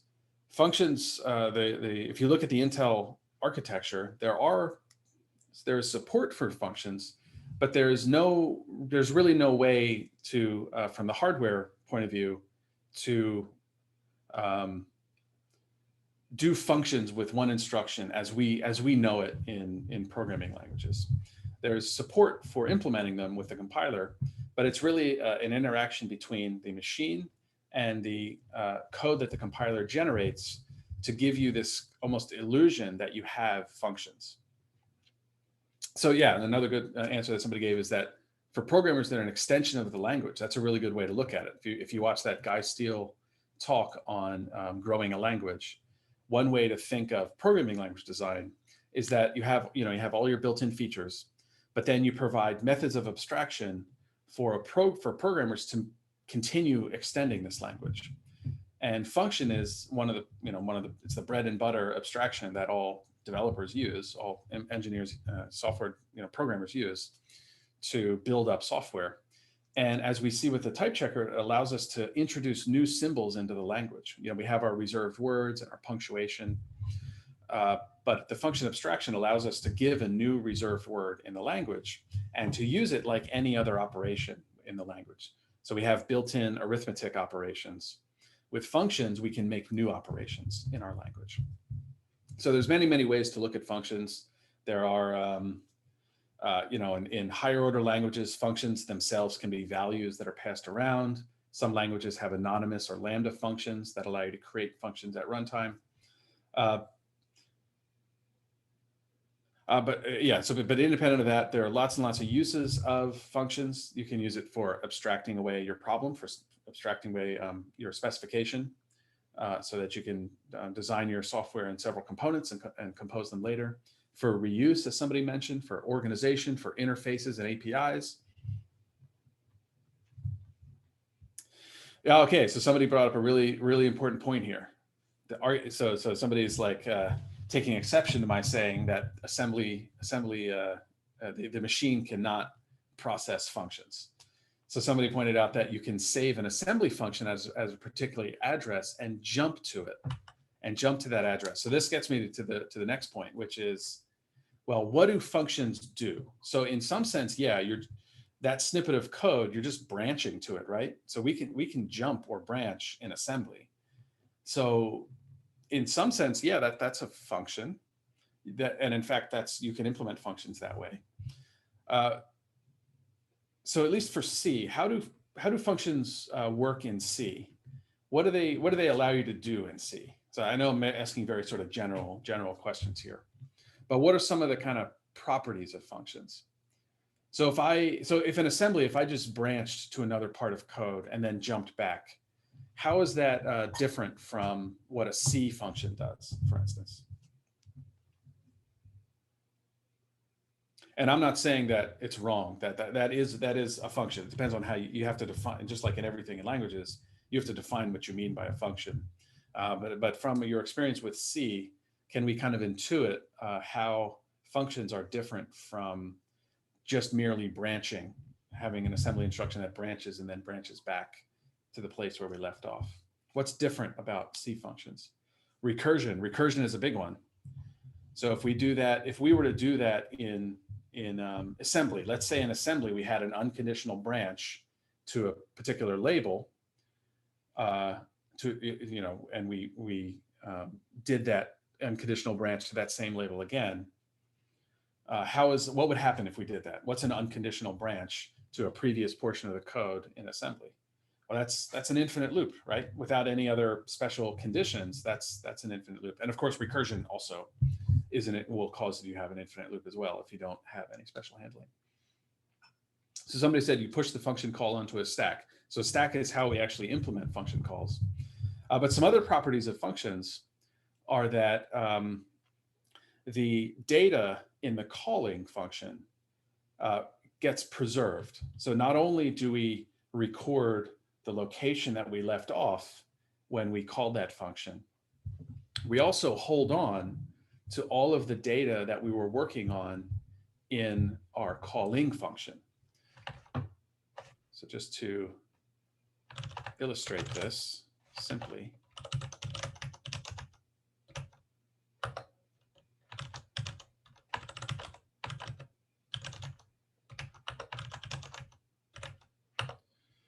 so in these two examples in C, we have one function calling another function. Both of them have X defined in their local scope. But if I define X to 2 and then print X, and here I define X to 7, what's going to be printed out in the function G in C?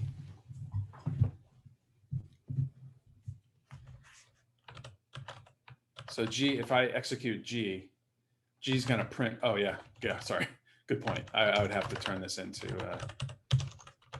thank you. So in this case, what would be printed out for X?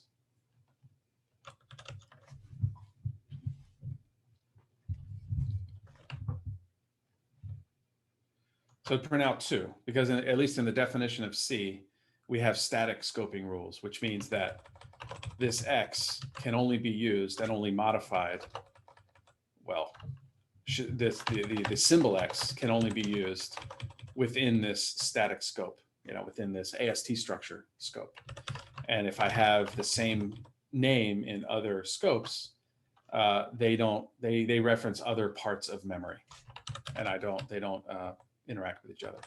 So functions do a little bit more than just branching to another part of the text segment or the code in the assembly or in the binary file. They also preserve the state of the currently executing function. And when we think about recursion, so if we have a example like the factorial function. So in recursion, always check the base case.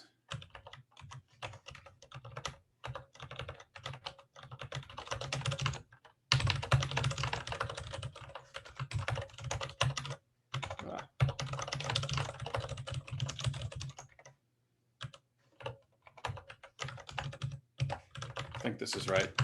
So in recursion, that fact becomes critical, because if we even if we could save the state of the function in memory somewhere, and even if we could jump to the use branching to implement functions, to branch to the function and then branch back when done, what would happen here if we didn't do anything about X being local to one particular call for factorial? In fact, so while you think about that, what would happen if I just used branching here? What would happen with, well,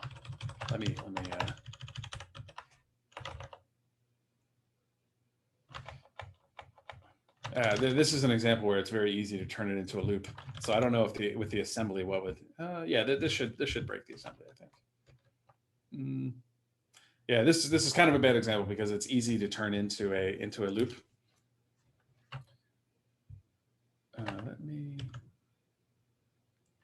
Let me do it this way. Well, yeah, I don't know how to model this, but anyway. So what would happen is we would,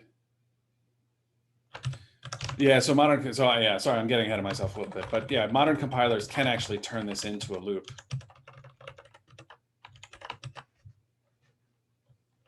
Modern compilers can turn this into a loop. So if we look at the assembly, it may actually do that. It would actually turn this into a loop for us without recursion. But let me see if I can get this to be.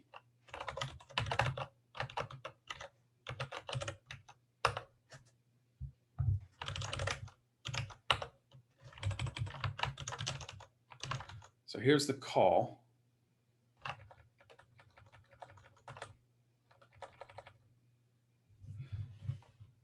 Yeah, and if you cleverly write recursion, you can avoid actually having to do what I'm trying to talk about here. But anyway, the point is that this instance of factorial conceptually has its own copy of X, and we don't want to. Well, yeah, let's do it this way. Let's see if I can.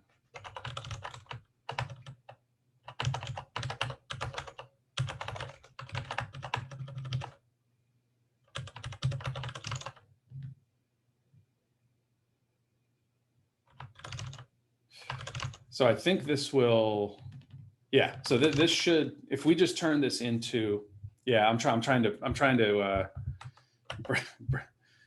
break this so it doesn't work so it doesn't work without using local variables basically.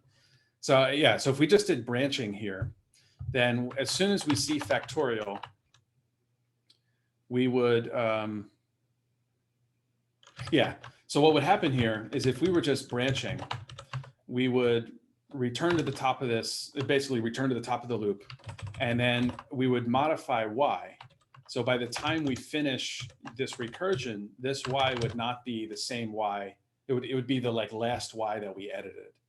It wouldn't be the y we expect when we do recursion. So when we do recursion, it's effectively like saying, if I call factorial 10, it's kind of like defining a new function called factorial of 10, which recursively calls 10 times factorial of 9, and then I make a new function called factorial of 9, which returns, factorial 9 times, or 9 times factorial of 8, and so on,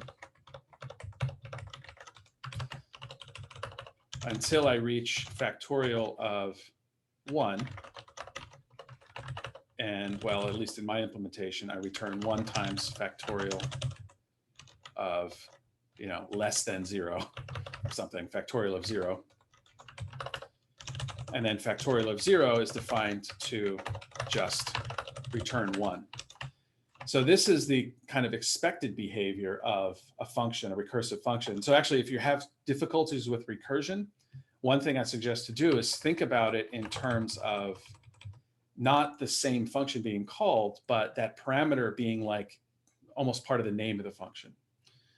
And so this is kind of like, I think this is sort of related to like currying in like theoretical programming languages, but it's just kind of a nice way to think about recursion.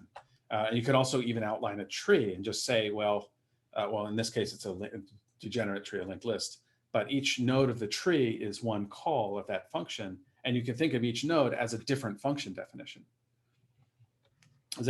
Hopefully that'll help with, think of it as like a new function. And if you look at higher order languages, functional languages, you can actually not only make new functions on the fly, at runtime, you can actually pass these functions around and construct new functions out of other functions. These are called higher order functions. So take programming languages to learn more about that. So again, this is another mental model of computation, the lambda calculus, for thinking about functions other than besides the random access model. And for programming languages, the crux of what we're doing with functions, at least in like C style or higher order functions, is we're taking this functional model of programming where we have a function that has its own state, has its own input and output. And the compiler's job is to make that possible on our random access machine with our instruction set that doesn't actually support this kind of saving of state and creating new kinds of functions on the fly or new instances of functions on the fly. Because branching, while it does help us with the control flow, it does make the control flow possible, it doesn't do anything about doesn't automatically do anything about the state of the function, the current variable and the current data that function is working on. Is this making sense? Any questions? Any questions on this? I'm sure you must have some questions about this. If you take some programming languages or do some formal programming languages stuff, so I don't do a whole lot of the formal stuff, but they really can rigorously sit down and describe what these functions do using like from a mathematical perspective, how these functions work. So that's actually an interesting question about abstract classes. So this is a little closer to like generics. So in C++, you have templates that allow you to kind of generate classes. Abstract classes are partially defined classes in Java, and I forget what they're called in C. I think are they also called abstract in C++? Or in C++, maybe you have. Yeah, I don't remember. I think you just don't define the virtual functions or something. I'm more comfortable with Java. But yeah, abstract classes are basically you haven't fully defined them yet. This is more like generics, where you can give a parameter to the class that will create a new version of that, a new instant, a new kind of, a new type of that class, specific to that, specialized on that parameter. So it's like templates in C++ or generics in Java. And this is not strictly that. I mean, you can certainly go into theory and play with that notion of passing parameters to kind of abstractions themselves. Okay, so anyway, to get back to this computation perspective, somebody asked, they're a little confused because they really thought assembly did the same kind of thing. And so it's a difference between what's available in the language that you can say in the language versus what's possible to implement. So the computation you can do with this model of computation, this function model of computation, is the same in assembly. But to do it in assembly, you wouldn't have any particular instruction that would allow you to do this. Instead, you have to, in effect, simulate it. You kind of simulate this behavior of a function using assembly, using a very carefully written assembly to do this. So that is to say, there's no assembly instruction that says define function that takes these parameters. Instead, you would have to just manually implement the behavior of this function in C. So yeah, this is, it's kind of, the language itself, there's nothing that implements this language until we get it written onto until we get it translated to machine code. And some operations like minus, if we just have 1 minus 2, there's a very easy correspondence, not necessarily one-to-one, but there's a simple correspondence between that and a single instruction in assembly.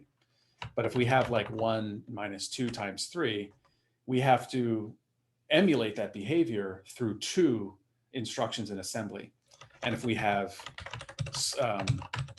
precedence rules or parentheses, we also have to translate that to the equivalent assembly, which reorders which instructions goes first.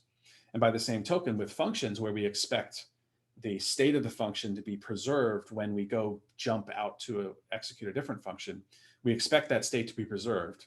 And so if we want to do that in assembly, we need to implement a bunch of extra instructions that make sure that state is preserved. So yeah, at the end of the day, the computations you can do are the same. This is more about what you can express in a language, or at least the mental model of computation that you use to express computation, and how you automatically translate between, or how you can translate and express that in a different model and a different language of computation. All right, so this is getting a little theoretical. Yeah. So they have to, so somebody said they have to be, because machine code is just binary instructions, and so we don't have to sit there and like one by one turn on signals for each bit that we want to encode the operations. Instead, we want to have ASCII text. Just because it's, even if we're writing assembly, we're writing it in ASCII text, and we still need a piece of software that translates that into binary machine code, and a bunch of software that actually gets that loaded into memory. All right, so I think you guys get this, have at least some intuition about why these are different, and why there isn't this just one-to-one correspondence between a branch in assembly and a function in C. So yeah, one way to look at this, I think we already went over this, but one way to think about this is that functions freeze the state of the calling function. And so let's freeze the state of the calling function, and then when that callee is done, it goes back to the caller function and unfreezes that state, restores that state. So it does more than just branching, it also holds on to that state. So let's think about how we would implement that in assembly. So for this effect, so just think in assembly, if we just have a branch, if we're branching away from a function, we have a bunch of state in memory that we want to hold on to. How could we freeze and unfreeze that state? What's one way we could do that? Well, one simple way is to just allocate different memory for different functions. So we could just statically say all the state for this function is defined through address, hex 10 through hex 20, and all the state for function G is in hex 30 to hex 40 or something. That's one way to do it, right?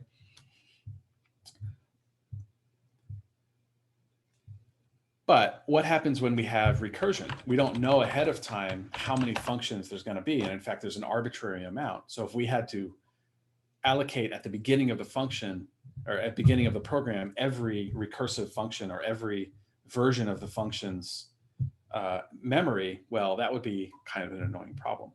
So we want to do this at runtime. We want to allocate this memory at runtime. So let's see, I think it's time to show a diagram of this. And so for those of you who already kind of were aware of this notion of the stack frame, or the notion of holding this information on the stack, this is exactly how we record this information. We use a stack to do it. But let me try to motivate why we do this, why we use a stack to do it. So if I've got my function f, takes x and it returns g of x. Say it returns g of x plus 1. And I've got my function g, which takes y and returns y, let's say it returns y times 2. Okay, so the first function, when we call f, so say we call f of 2, we use a stack to record all the information we need about f. So we record the variable x, and then we record the return address when we call g. So for x, this is the state that we need for the function f. And then when we call g, we keep track of the return address so that we know where we get back to. And then allocate some space for this y variable. In this case, y is also 2. And so here is the state that we need for g. So why is this a stack? Why don't we just use the heap or something? Or why do we use a stack data structure for this? Why do you guys think this is a stack and not, why is it first in, last out instead of like first in, first out, or a tree or something else? What's the property of a stack that corresponds to this behavior of functions in our program? So let's say instead we had h of y times 2. And so we have h of z, and h subtracts 1 from z. So somebody said because recursion is a stack. So that's an interesting way to look at it. But even without recursion, let's see what happens when we call h. So in order to call h, we need to allocate space for h's return address and also for h's local variable, which at this point is going to be, what, 2 times 2 is going to be 4. So here is our state of h. We do it because when we have these chained or nested sequences of calls, this state is frozen waiting for g to return. F state is frozen waiting for g to return. And G's state is frozen waiting for h to return.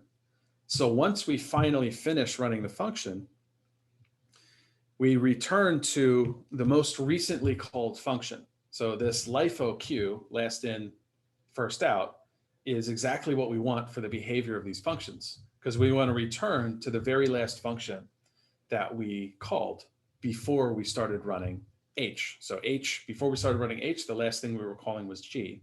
Before we were running g, the last thing we were calling was f. And it's the same thing for recursion. It's just in recursion, all these functions have the same name. But the idea is exactly the same. Whenever you call a new function, you freeze the state of the caller and then work on the new function. And if there's another function that interrupts the state of that new callee becomes a caller and calls the new function, and so on. And once the last function in that chain is done its computation, it returns to the most recently called function. I mean, this is, since you guys have been programming, this is like totally sensible to you, like why you would do this. It just makes, I mean, if you learn this language, it just makes sense that, oh yeah, I want the value of h. And so I can't get the value of h until h is done running. And I don't want to finish running f before I run g. So I want the value of h before I finish g. And so that just leads naturally to this LIFO queue that we want to use to hold on to this state. This kind of makes sense. Any questions on this so far? So the stack structure provides us the exact model that we want to use in order to implement these functions.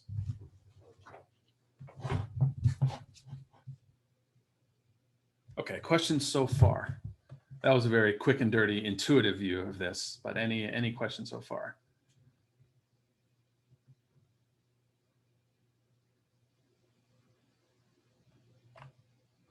Okay.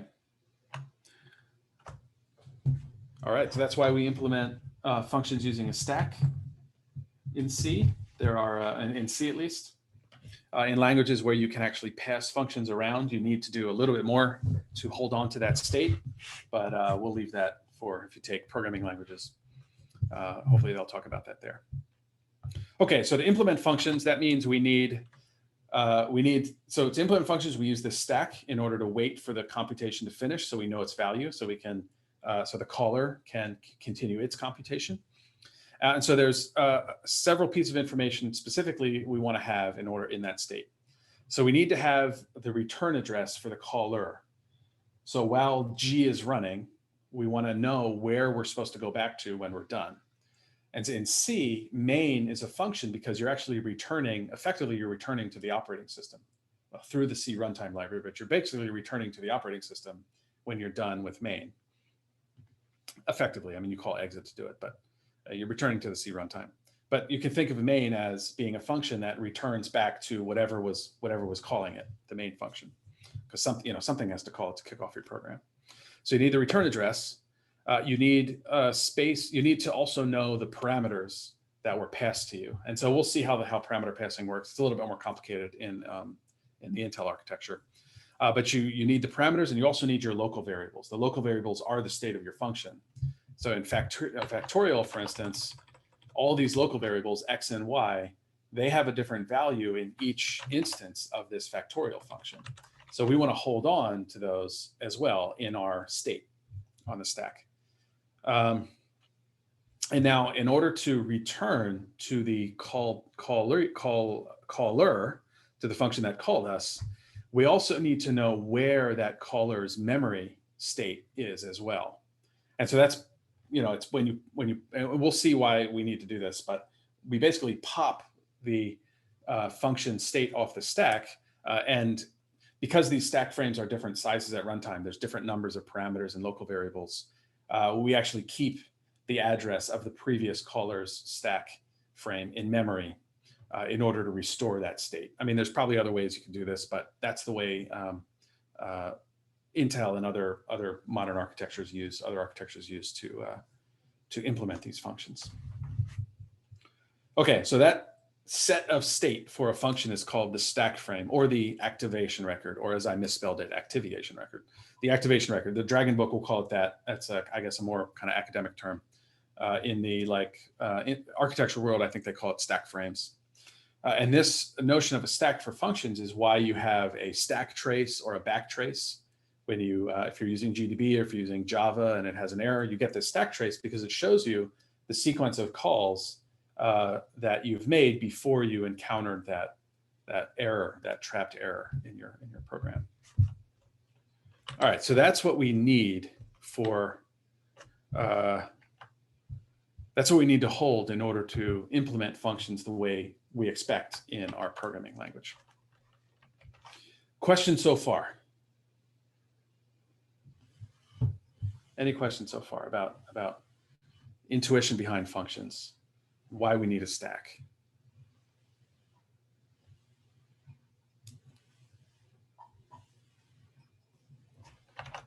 Oh yeah, okay.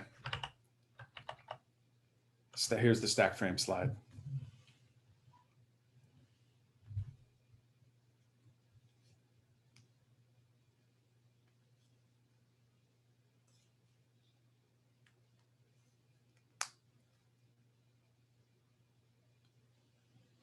The return address is the code, is the caller, the function that called our function. So it's a little tricky to get right and wrap our heads around. But if you assume that F can only be running because something called it, then, well, I didn't actually write it here. I probably should have written it here. But for F, there's also a return address for F. And whenever there is a new call before F is finished or before a function is finished, we push a new return address to tell us where we go back to in that function. This is project 3. Yeah, this is project 3. So that return address, this is the kind of naive implementation of functions. You might call them subroutines. Is we jump to a memory address and start running code there, and then we jump back to where we originally jumped from, or one instruction later. from where we originally jumped from, and that's the return address. We need to hold that somewhere. If we didn't have this notion of freezing state and recursion, we could just store that in a known memory address. If we know that we're not going to have to keep track of the state of a nested set of function calls, then that could just be one address in memory. You wouldn't even need to do this. But because we allow recursion, we have each function has its own state. We can combine all this into the stack frame in order to keep track of everything needed to finish executing that function. So it's almost like we're this is like it's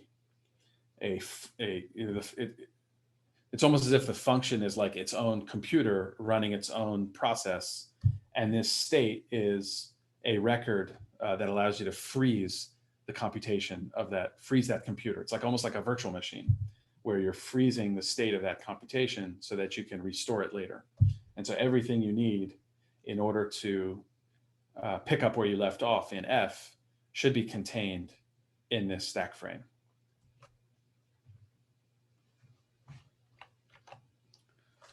All right.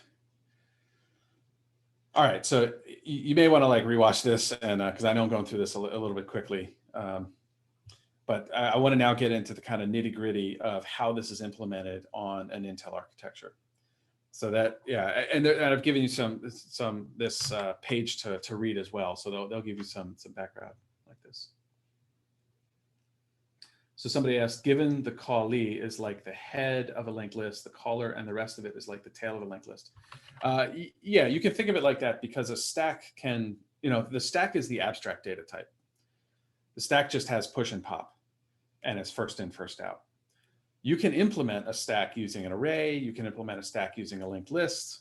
So if it helps for you to think of a stack as a linked list where the head is the top of the stack, the top element on the stack, you can think of it like that. So push would be add a new element to the front of the list. Pop would be follow the next pointer. But that's really, that's an implementation detail. Linked list is a particular implementation strategy, whereas a stack is an abstract data type that has push and pop. For the machine stack, it's more like an array. It's more like an array implementation because we're implementing it in just a contiguous sequence of memory locations. It's the RAM. It's how you implement a stack in the RAM model of computation. All right. Other questions? Other questions? Let me take a minute. So I feel like I'm going really fast. So let me take a minute to just let's take a second and give you guys a second to digest this. Ask any questions that come up right now.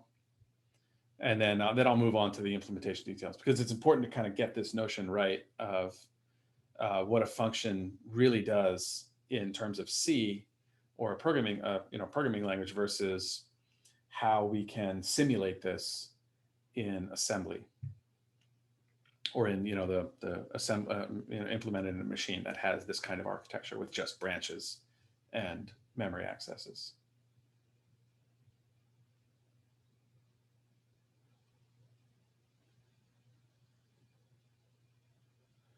Okay, yeah, so you can rewatch it. And there's also I've given plenty of links here to explain more concretely the details of function calls in assembly. And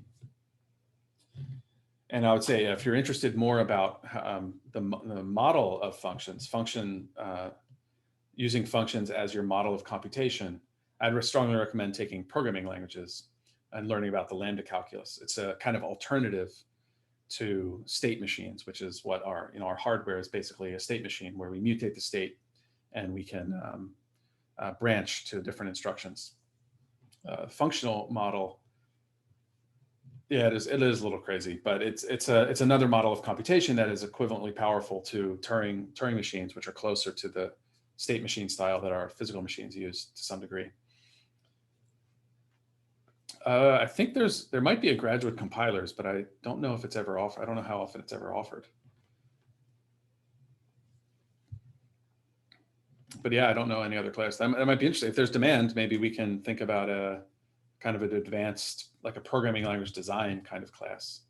Oh, yeah. So OS will bring you. So yeah, at this point, there's sort of two directions you can go. So the one reason why I love compilers is because it bridges this like theoretical world of our, these abstract notions of computation that, don't exist anywhere in nature, or at least they aren't physically manifested. They're in our minds. They're manifested in our minds. They're ideas about representations.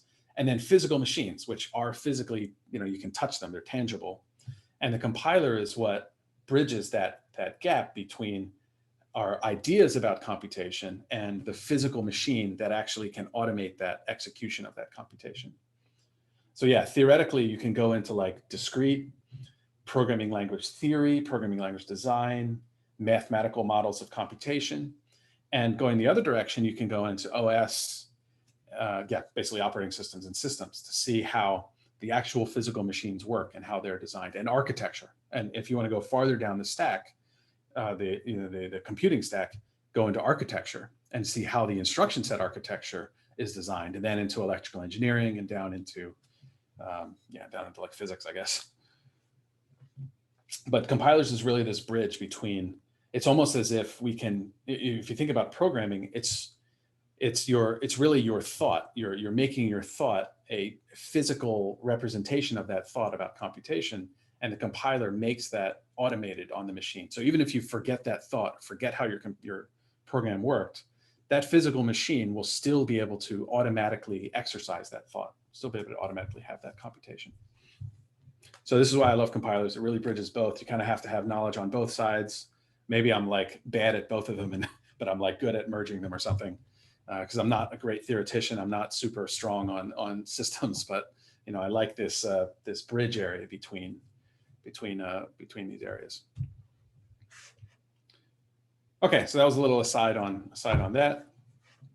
Let's now go to the system side, the machine side, how we can actually emulate this function behavior in a programming language on a physical machine. And it turns out that because functions are such a core abstraction in programming, they've been around for decades in different variations. The machine architects, actually introduce new instructions that make it a little easier to implement functions. They do a little bit for us. So they don't do everything for us. They don't manage all of the state on the stack for us, but they do provide some help for doing function calls.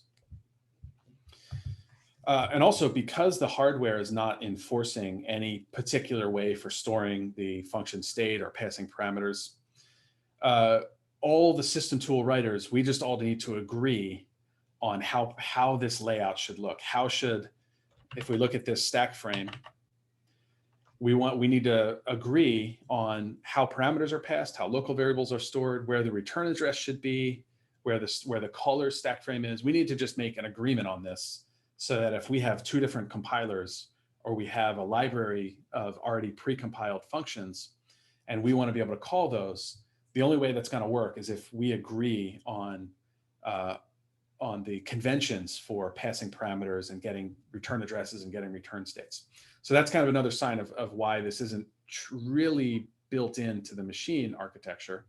This is, we can emulate it in machine architecture, but in order to have interoperability with different compilers and different libraries that have functions for us to call, we need to have a convention that we agree on, so that we can correctly pass parameters and correctly use the right machine instructions to actually execute this function call. And it turns out that this calling convention is dependent not only on the architecture you're using, because of course, there's different instructions in different architectures, but also the operating system. So for whatever reason, different operating systems have different calling conventions. So Microsoft Windows versus Mac versus Linux in the Unix world, the GNU Linux world, they have different conventions on these function calls. So that's one reason why I wanted you to use a virtual machine, so that we'd have a standardized architecture and a standardized platform operating system for doing this.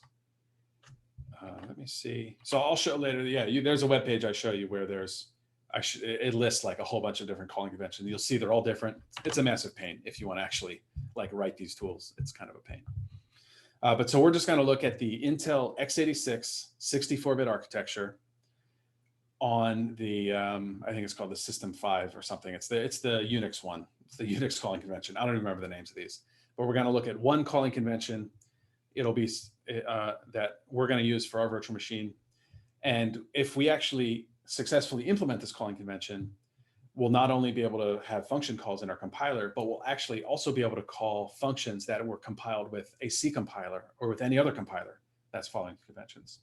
So hopefully I'll get to it today, but we'll see that if we follow these calling conventions, we can write a C program, compile it completely separately, and be able to not only call simple C functions, but simple C will be able to call C functions, including like malloc and printf.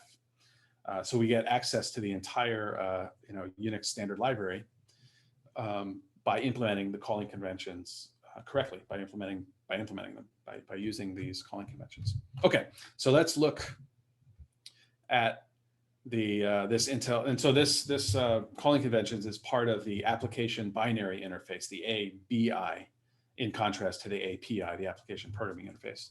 The binary interface is not just calling conventions, but also like binary file formats, how all the system software's binary formats should interoperate with each other.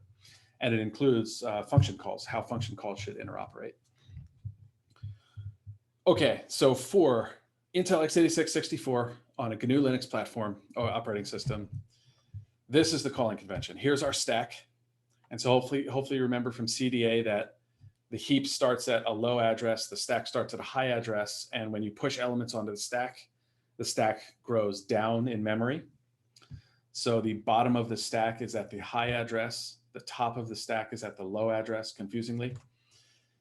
And so here is the calling convention. The caller, so here's the example that this guy uses. So he's got a function, my function, the function definition, my function, and someone calls my func. The caller needs to first pass all of these 8 parameters.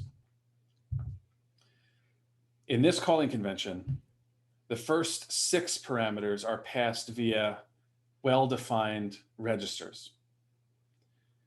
So the designers of this had just said, we're just going to assume that the caller has already saved whatever is in those registers. They're responsible for it. And they're going to pass the first 6 parameters in these registers. Anything beyond 6 parameters, you have to push it onto the stack. So this is kind of weird, right? So why are there 2 ways to pass parameters? Can anyone have an idea about why you would want to, I mean, why not just push them all onto the stack and not use registers at all? And then, we don't have this annoyance of having to, well, so one thing, yeah. So for, okay, so overflow. So overflow might be you run out of memory. Maybe, so if you're calling lots and lots of functions, you may run out of memory, but remember, only the very current function has access to these registers. So all the other functions, if they have data in here, they're going to have to store them in memory anyway. So somebody said majority of functions may have less than 6 parameters. That's a good point. Yeah, so maybe most functions. So maybe 6 is a magic number where you look at 1,000 projects and 80% of them have less than 6. So somebody said speed. Yeah, 2 people said speed. So yeah, 3 people said speed. So yeah, registers are way faster to access than memory. So if we have lots and lots of function calls, it's going to be way, way faster to pass these parameters via registers than than via the stack, assuming that our caller is not heavily using these registers. Because if they're using those registers, they're going to have to be stored in memory anyway. But if we have good register allocation where we're keeping stuff in registers as much as possible and making sure that these registers are kind of available for function calls, then yeah, we're going to get a big performance boost. And notice that well, in Intel, if you learned Intel in a previous class, there are like well-defined registers like the A register, the B register, the accumulator, the B register. These registers are like, there's a whole bunch of registers. These, as it says here, there's okay, as I told you, I'm not an expert at assembly, but there's a whole bunch of general purpose registers in the 64-bit architecture. And commonly, these first registers are used for like the everyday, the general purpose registers. So the ABI designers use some registers that may be less commonly used by the compiler. Maybe. So I mean, the compiler writers are also aware of the ABI, so they can avoid these registers. But the idea is you can have some registers set aside for common computation that aren't going to be blown away by function call parameters, and save some other ones that you commonly use for function calls. So yeah, this is done for performance. Okay, so the ABI says pass parameters, the first 6 go in these registers here, the rest go on the stack. And then the very next thing we push by convention is the return address. The caller is responsible for the return address. So why would we want to have the caller save the return address versus the callee? Why would we want to save that before we branch to the function that we're calling?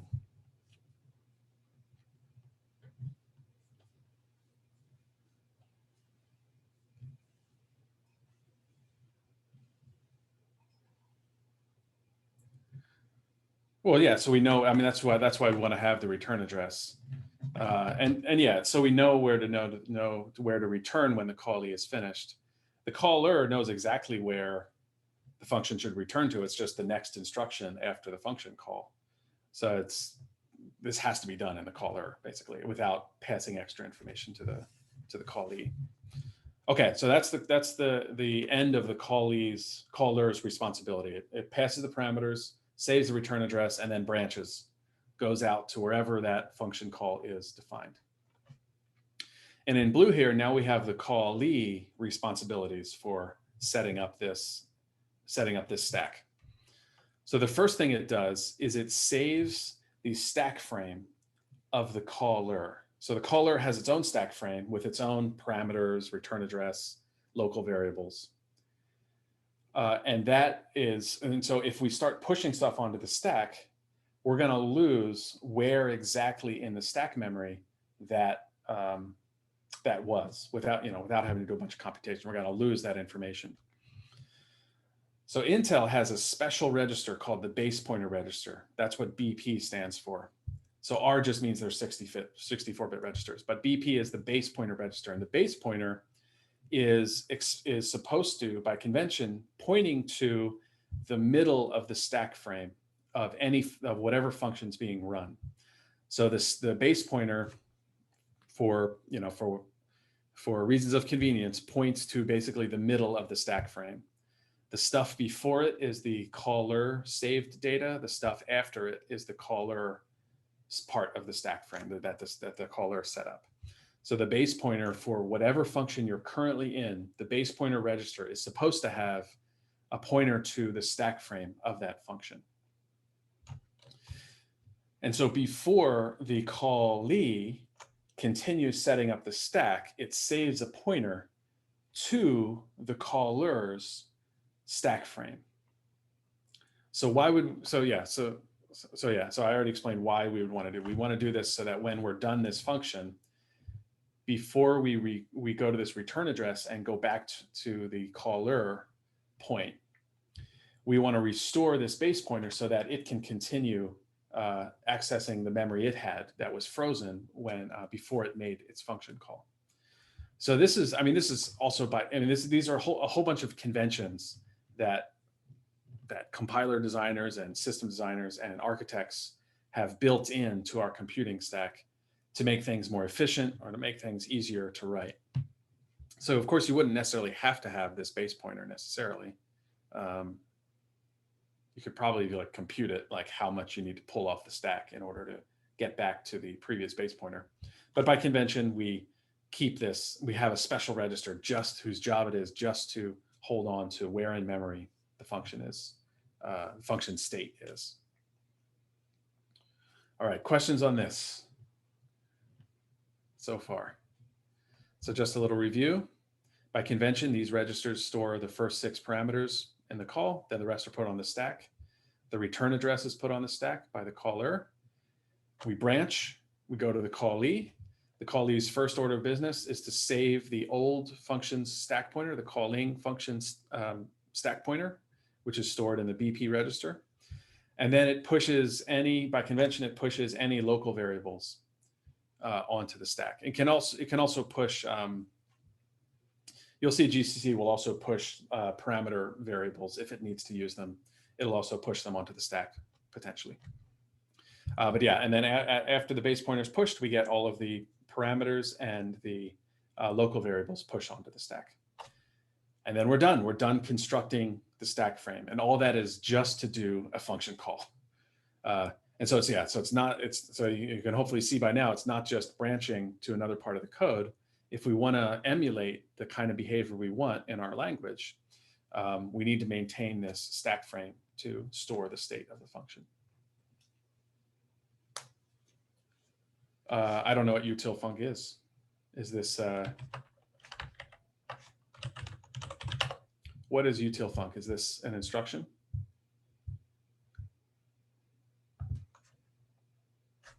No. Util-func is just another function call. So this is the C code, and this is it's not showing the assembly here. So this is the C code, and then we generate assembly, and during the execution of that assembly, this is what the runtime stack will look like. So we have to separate a couple of things in our head. We have the well, let me show some assembly here.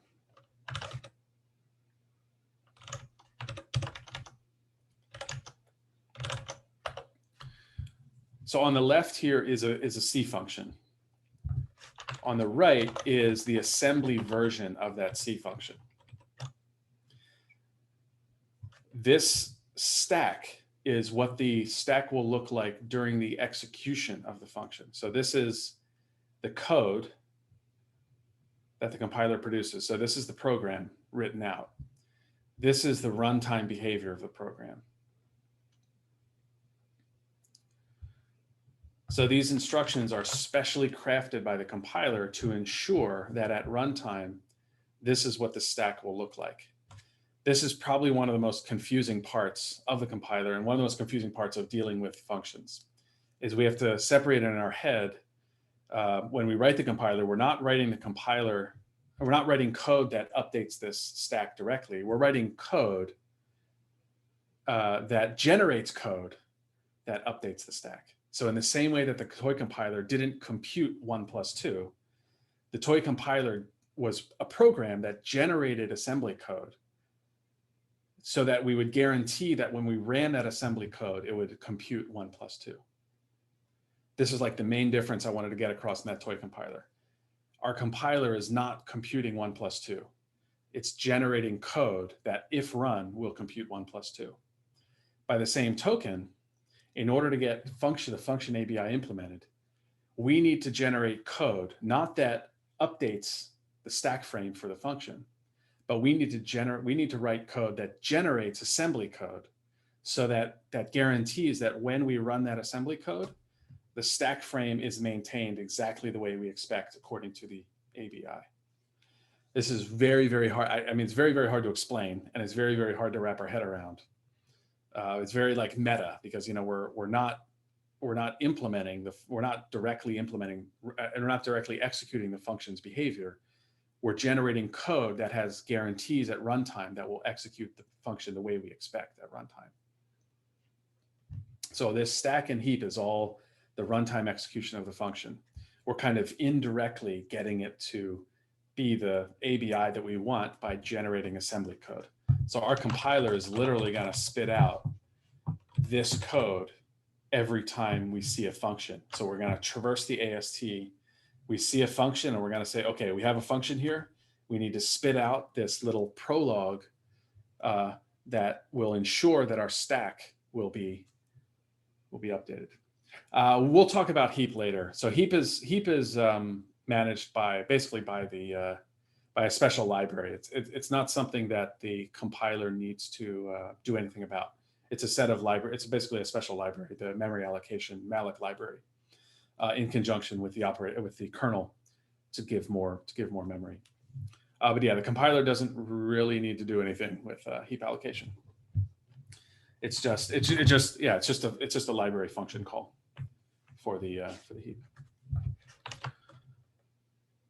Okay, so questions on the Intel ABI.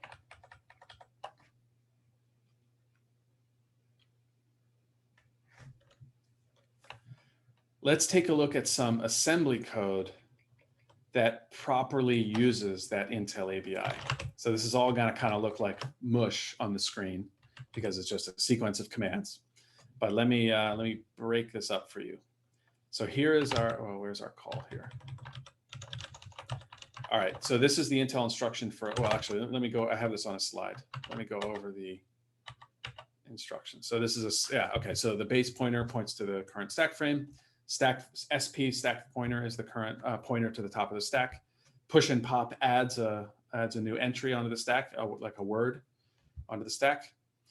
Call does not only the branch, but it pushes the next instruction. So this pushes the return address for us. Return pops that return address and branches to it. So Intel gives us two instructions to help with function calls, but just using call and return alone is not enough to do simple C or C style functions. So call and return will do the job of pushing and popping the return address for us. All the rest, we as the compiler writer need to emit code, or the assembly writer need to do to make sure we match the ABI. So let's look first at a function call.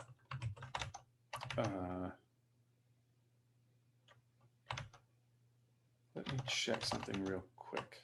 So I'm going to show this to you anyway, but let me.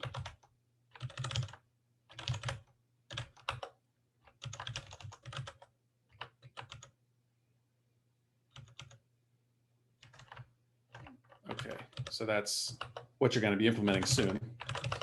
But what I want to do is get the commented version of this. I messed up my my compiler investigating, showing you the AST stuff. So let me go back and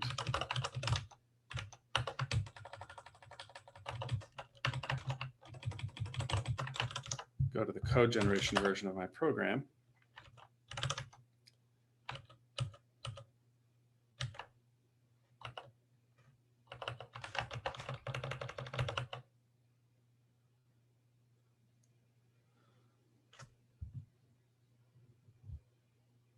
Okay, so this is actually a little messy. Let me get rid of these debugging output. Okay, so here is our main method from this example program.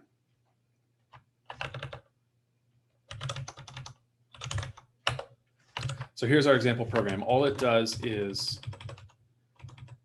well, I haven't implemented any of this other stuff. So let's just look at this function called G here. So this code on the left is just implementing the function call. And we just have a function here that does nothing but return A. You know, it does nothing. So let's forget about the other computation in the functions and just focus on the function call ABI. How does this function call get translated into assembly so that we implement this function call ABI?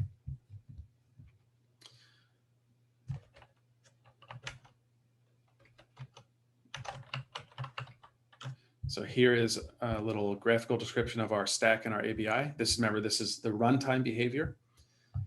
Okay, so to call the function,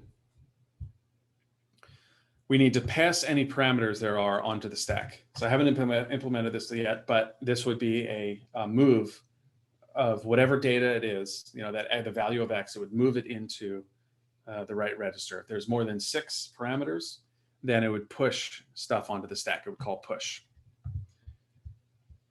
So I'll talk about this more later, but we also need to save. I mean, this is just part of the specification. There's some registers that are expected to be saved by the caller, or some that are expected to be saved by the callee. Just part of the convention. So we have to just save those. Then we make the call to the function. So when we emit this call, we don't think about the contents of F. We just look at the function call itself. So our compiler will literally just print out a bunch of push instructions to push whatever registers or parameters we need. And then it'll print out call. It'll just print out the text call F. And after that, it's not going to worry about what F looks like at this point. All it's going to do is then print out a instruction to restore the state of the stack after the function call. So that'll undo any parameters that were pushed onto the stack before, and then print out a bunch of instructions to restore any registers that were pushed before it. So notice that there's a correspondence between each push and pop instruction before and after the call. So this is the distinction between the runtime behavior of the function and the compile time behavior, the compile time action of translating this into assembly. Our compiler will see a function call AST node, and it'll print out all of this in one shot. So in order to handle that call, it will print out a bunch of push instructions for the parameters. It'll print out the actual call instruction, and then it'll print out any pop instructions it needs to restore the stack. That's it. It doesn't go off and try to print out the instructions of F or anything like that. It just prints out the function call. When it sees a function definition, so at the top of the simplicity files will be the AST nodes for the function definitions. So when it sees a definition, it's going to print out the code that the callee is responsible for setting up in the stack. So remember, in blue here, this is the responsibility of the callee. So our compiler, when it's printing out a function definition, prints out push to save the stack pointer, and then pushes out, and then it's going to update the current function's base pointer. So it's going to save the old function's base pointer and then update the base pointer to point to our new, the F's new base pointer. And then it's going to push any parameters or any local variables that it wants to store onto the stack. I don't have parameters or anything here in this function yet, but this is all it needs to do. It needs to save the old base pointer, update the base pointer to be the current function, and then save any allocate any space for parameters and local variables. Okay. So hopefully you see the difference here between this picture on the right, which is what the stack will look like when the program on the left runs, versus what the compiler emits. So the compiler doesn't emit a bunch of pushes to set up the stack. The compiler emits the function definition and the code for its half of the stack, and it emits the code for the function call, which sets up the caller's half of the stack. So this is where we need to wrap our heads around the compile time behavior of the program, or the compiler behavior in translating the C into assembly, versus that assembled program, once it's compiled, how it behaves when it runs. And so we as the compiler writer need to do a bunch of prediction to make sure that the code we emit will guarantee that this is what the stack is going to look like at runtime. So in the same way the toy compiler doesn't compute 1 + 3, it emits code to guarantee that at runtime 3 is computed. The compiler emits the stack manipulation instructions and the call and return instructions to ensure that the site of the function call at runtime will set up the stack correctly, and that the site of the function definition will ensure that the stack is set up correctly during execution of the program. All right, questions so far? This is one of the hairiest parts of the compiler. This is very tricky to get right. It's very tricky, especially since we want to link with C programs. It's very, very tricky to get this right in the compiler. So questions on this?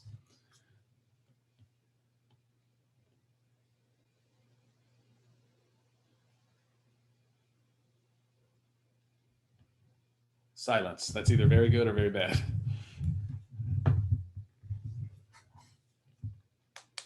Yeah, I think some people, I think you have to rewatch. Read this blog post.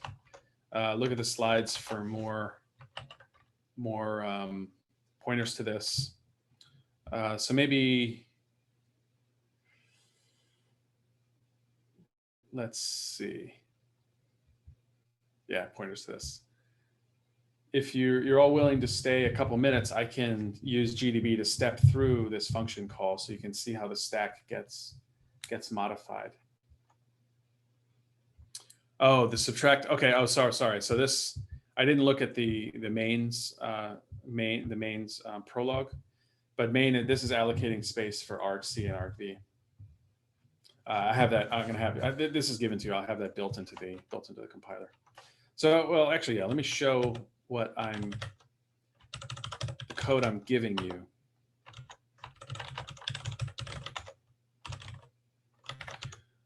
So I'm giving you the implementation of main. So main is just another function. And from the system point of view, main is just another function that gets called from the compiler point of view. So here's the code that emits this main. So we first emit. So don't worry about this. This is for the top level stuff in the assembly file. So all the function definition needs to do is emit a new label for the function. So that way the assembler can work out the address of this function when there's a call or a branch. So it emits the label. So that corresponds to this here. So I'll just go over to explain this. Some people were interested in this, but if you need to leave, by all means leave. This will be recorded as usual. Then we need to figure out how many parameters there are that we need to. Oh wait, no, I'm sorry. Yeah, we need to figure out how many parameters and local variables there are, so that we can make space on the stack for those. So in the case of main, there's two built-in variables that it takes, argc and argv. For other function definitions, you'll have to loop over the parameters to calculate how much size you need on the stack. And then we'll need to emit. So this whole section where you're setting up the stack is called the prologue. And the place where you tear down the stack at the end of the function is called the epilogue. So we're going to emit the prologue. And let me show you. So I'm going to give you this code for emitting the prologue. And when you emit, all the prologue does is it just literally prints out push the base pointer, which is what we need to do for our ABI, for our calling convention.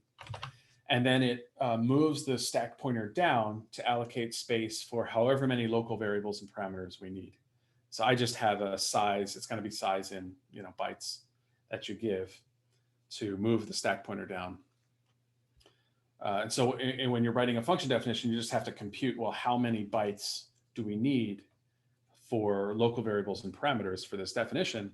And we're just going to move the stack pointer down enough to create space for those local variables and parameters. I'm sorry, that was this one.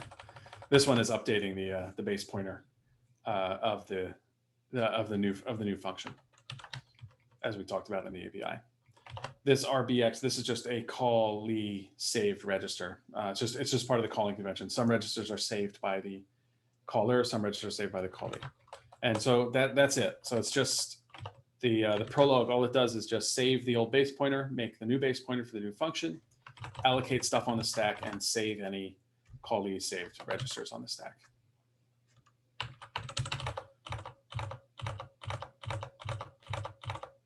So to reiterate, we emitted the label for our function.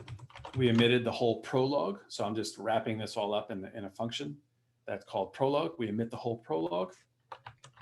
And then we just recursively generate, or just go out and say, generate whatever code is needed for the body of this function. When we're done, we emit the epilogue to tear down the stack that we created in this function. So we emit instructions that say, pop that callee saved register, restore the stack pointer, because remember we moved the stack down in order to make space for local variables. Now we're just going to restore the stack pointer to where it was before we entered this call. That's what that instruction does. And then we're going to restore the base pointer. We pop that off the stack. Return, as we talked about with Intel, we'll pop off the return address for you and branch to it. And so if you look at our program, these instructions, this is just short. I've made some macros for this, but these are just literally printing out the code on the left. So this is that whole distinction between the execution of the stack versus what the compiler generates as code. And so the compiler writers, we need to reason about how the behavior of any program is going to behave, or all programs are going to behave, we need to reason about how all programs are going to behave when we write our code. So we're going to write out we're going to have a compiler that can write out all possible assembly programs for all possible input simple C programs. So we need to make sure indirectly that the code we spit out has the expected behavior at runtime. That's the trickiest part of compiler writing, is indirectly writing code that works for any input program and that indirectly will at runtime have the behavior that we are supposed to have at runtime. In this case, have the correct ABI behavior. And so I'll just stay here till office hours because this is being recorded anyway. And let me show how show at runtime. So with GDB, the debugger, we can step through the program at runtime. So remember, this is the output of the compiler. This is compile time to the output of the compiler. At runtime, this call instruction is going to do a branch and start executing code at F. So let's take a look at GDB. And so I'm no expert on this, on assembly, so I have to use a little crib notes here to do this. So I set a breakpoint at main so that we can then start stepping through, oops, I got to run the program, so that we can start stepping through each instruction of this program. All right, so this is a very cool GDB configuration called PEDA. It's actually used by exploit writers and security researchers. They made a really nice, well, it's a lot less confusing than default GDB, but it's nice because it shows you all of the pieces you need to know when to see the operation of a program on a computer. So it shows you all of the register values currently. It shows you the current section in the code that you're running in assembly. GDB can also show you the source code if you turn on debugging flags. And it shows you the stack. You could also investigate the heap as well. You can say, what is this address in the heap? So this gives you everything you need to completely understand or even reverse engineer or exploit, if you're a security researcher, a running program. So right now we are right at the beginning of main. So this tells us we are at the main address. This is main +1, main +4, etc. These are the actual addresses in memory of the code for the main function. Because, oh yeah, I think I did yeah. So I guess it knows it preserved the symbols in the executable, so it knows that this is the offset for main. It needs that in order to start running the program. Okay, so now we are at the beginning of the prologue, and our stack has, so this is actually the entry point that the operating system calls, and this is the stack frame for the main function. So main is just another function, and here is the stack frame for it. So again, I'm no expert on this. I think this must be local variables or something. Oh yeah. So this is actually argv here. So notice so argv stores the command line, all the tokens of the command line, including the name of the program. So we can see here that I think this is argc, I guess, and this must be argv. So those are the parameters that were, those are the local variables that GCC's that the main function stack frame stored on the stack. So this is a little confusing because this is actually the bottom of the stack here, the top of the address, and this is the top of the stack, lower addresses. So this is the stack frame set up by the caller, and this is the stack frame set up by the callee main. All this here. And so this PEDA actually helps us by showing us the value of the memory here. So this is the argv is a pointer to an array of strings, and this actually shows us that, okay, this is the actual value of that memory being pointed to, and it's smart enough, the debugger is smart enough to know that this is a string and actually prints out the value of that string for us, each element of it. Okay, so we're here at the beginning of main, and the first thing it does is it sets up the, it saves the base pointer of the caller. So we can see now our base pointer is pushed into our stack frame, into our stack. Let me make sure that's right. I'm just comparing between the two here. Where's the previous stack? Yeah, so this is just the, this is the contents of the old base pointer, the address of the old base pointer.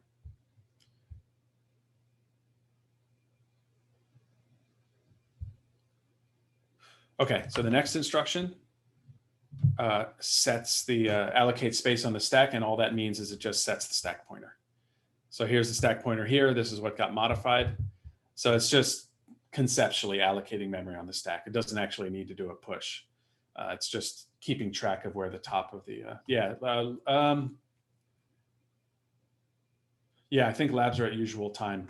Let's confirm with Josh. So Josh, if you're on, can you confirm if the labs are at the usual time? I don't know if there may be some adjustments to lab later. Then we're saving the, oh, I missed the move. Sorry about that. Anyway, so we can step through this and we can actually see the stack get updated and the registers get updated as we step through this program. When we do the function call, so we're setting up all the registers we need for the call, for making the call. When we do the call, you can see here that it actually branches to this G instruction and sets the next, already sets this return address in the stack.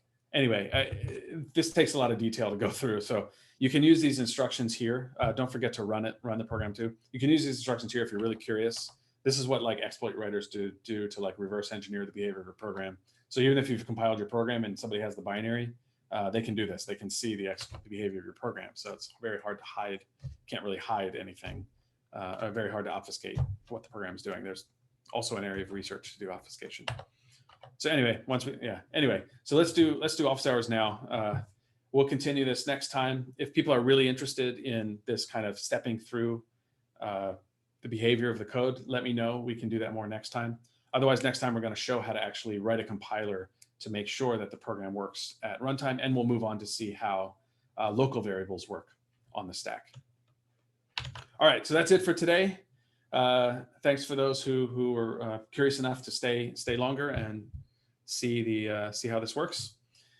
This is we'll go over this later. This is not absolutely essential for class, so this is more just like bonus stuff for people who are interested in. So I'm going to switch over to Gather now to do office hours. All right, everybody, have a good weekend and take care.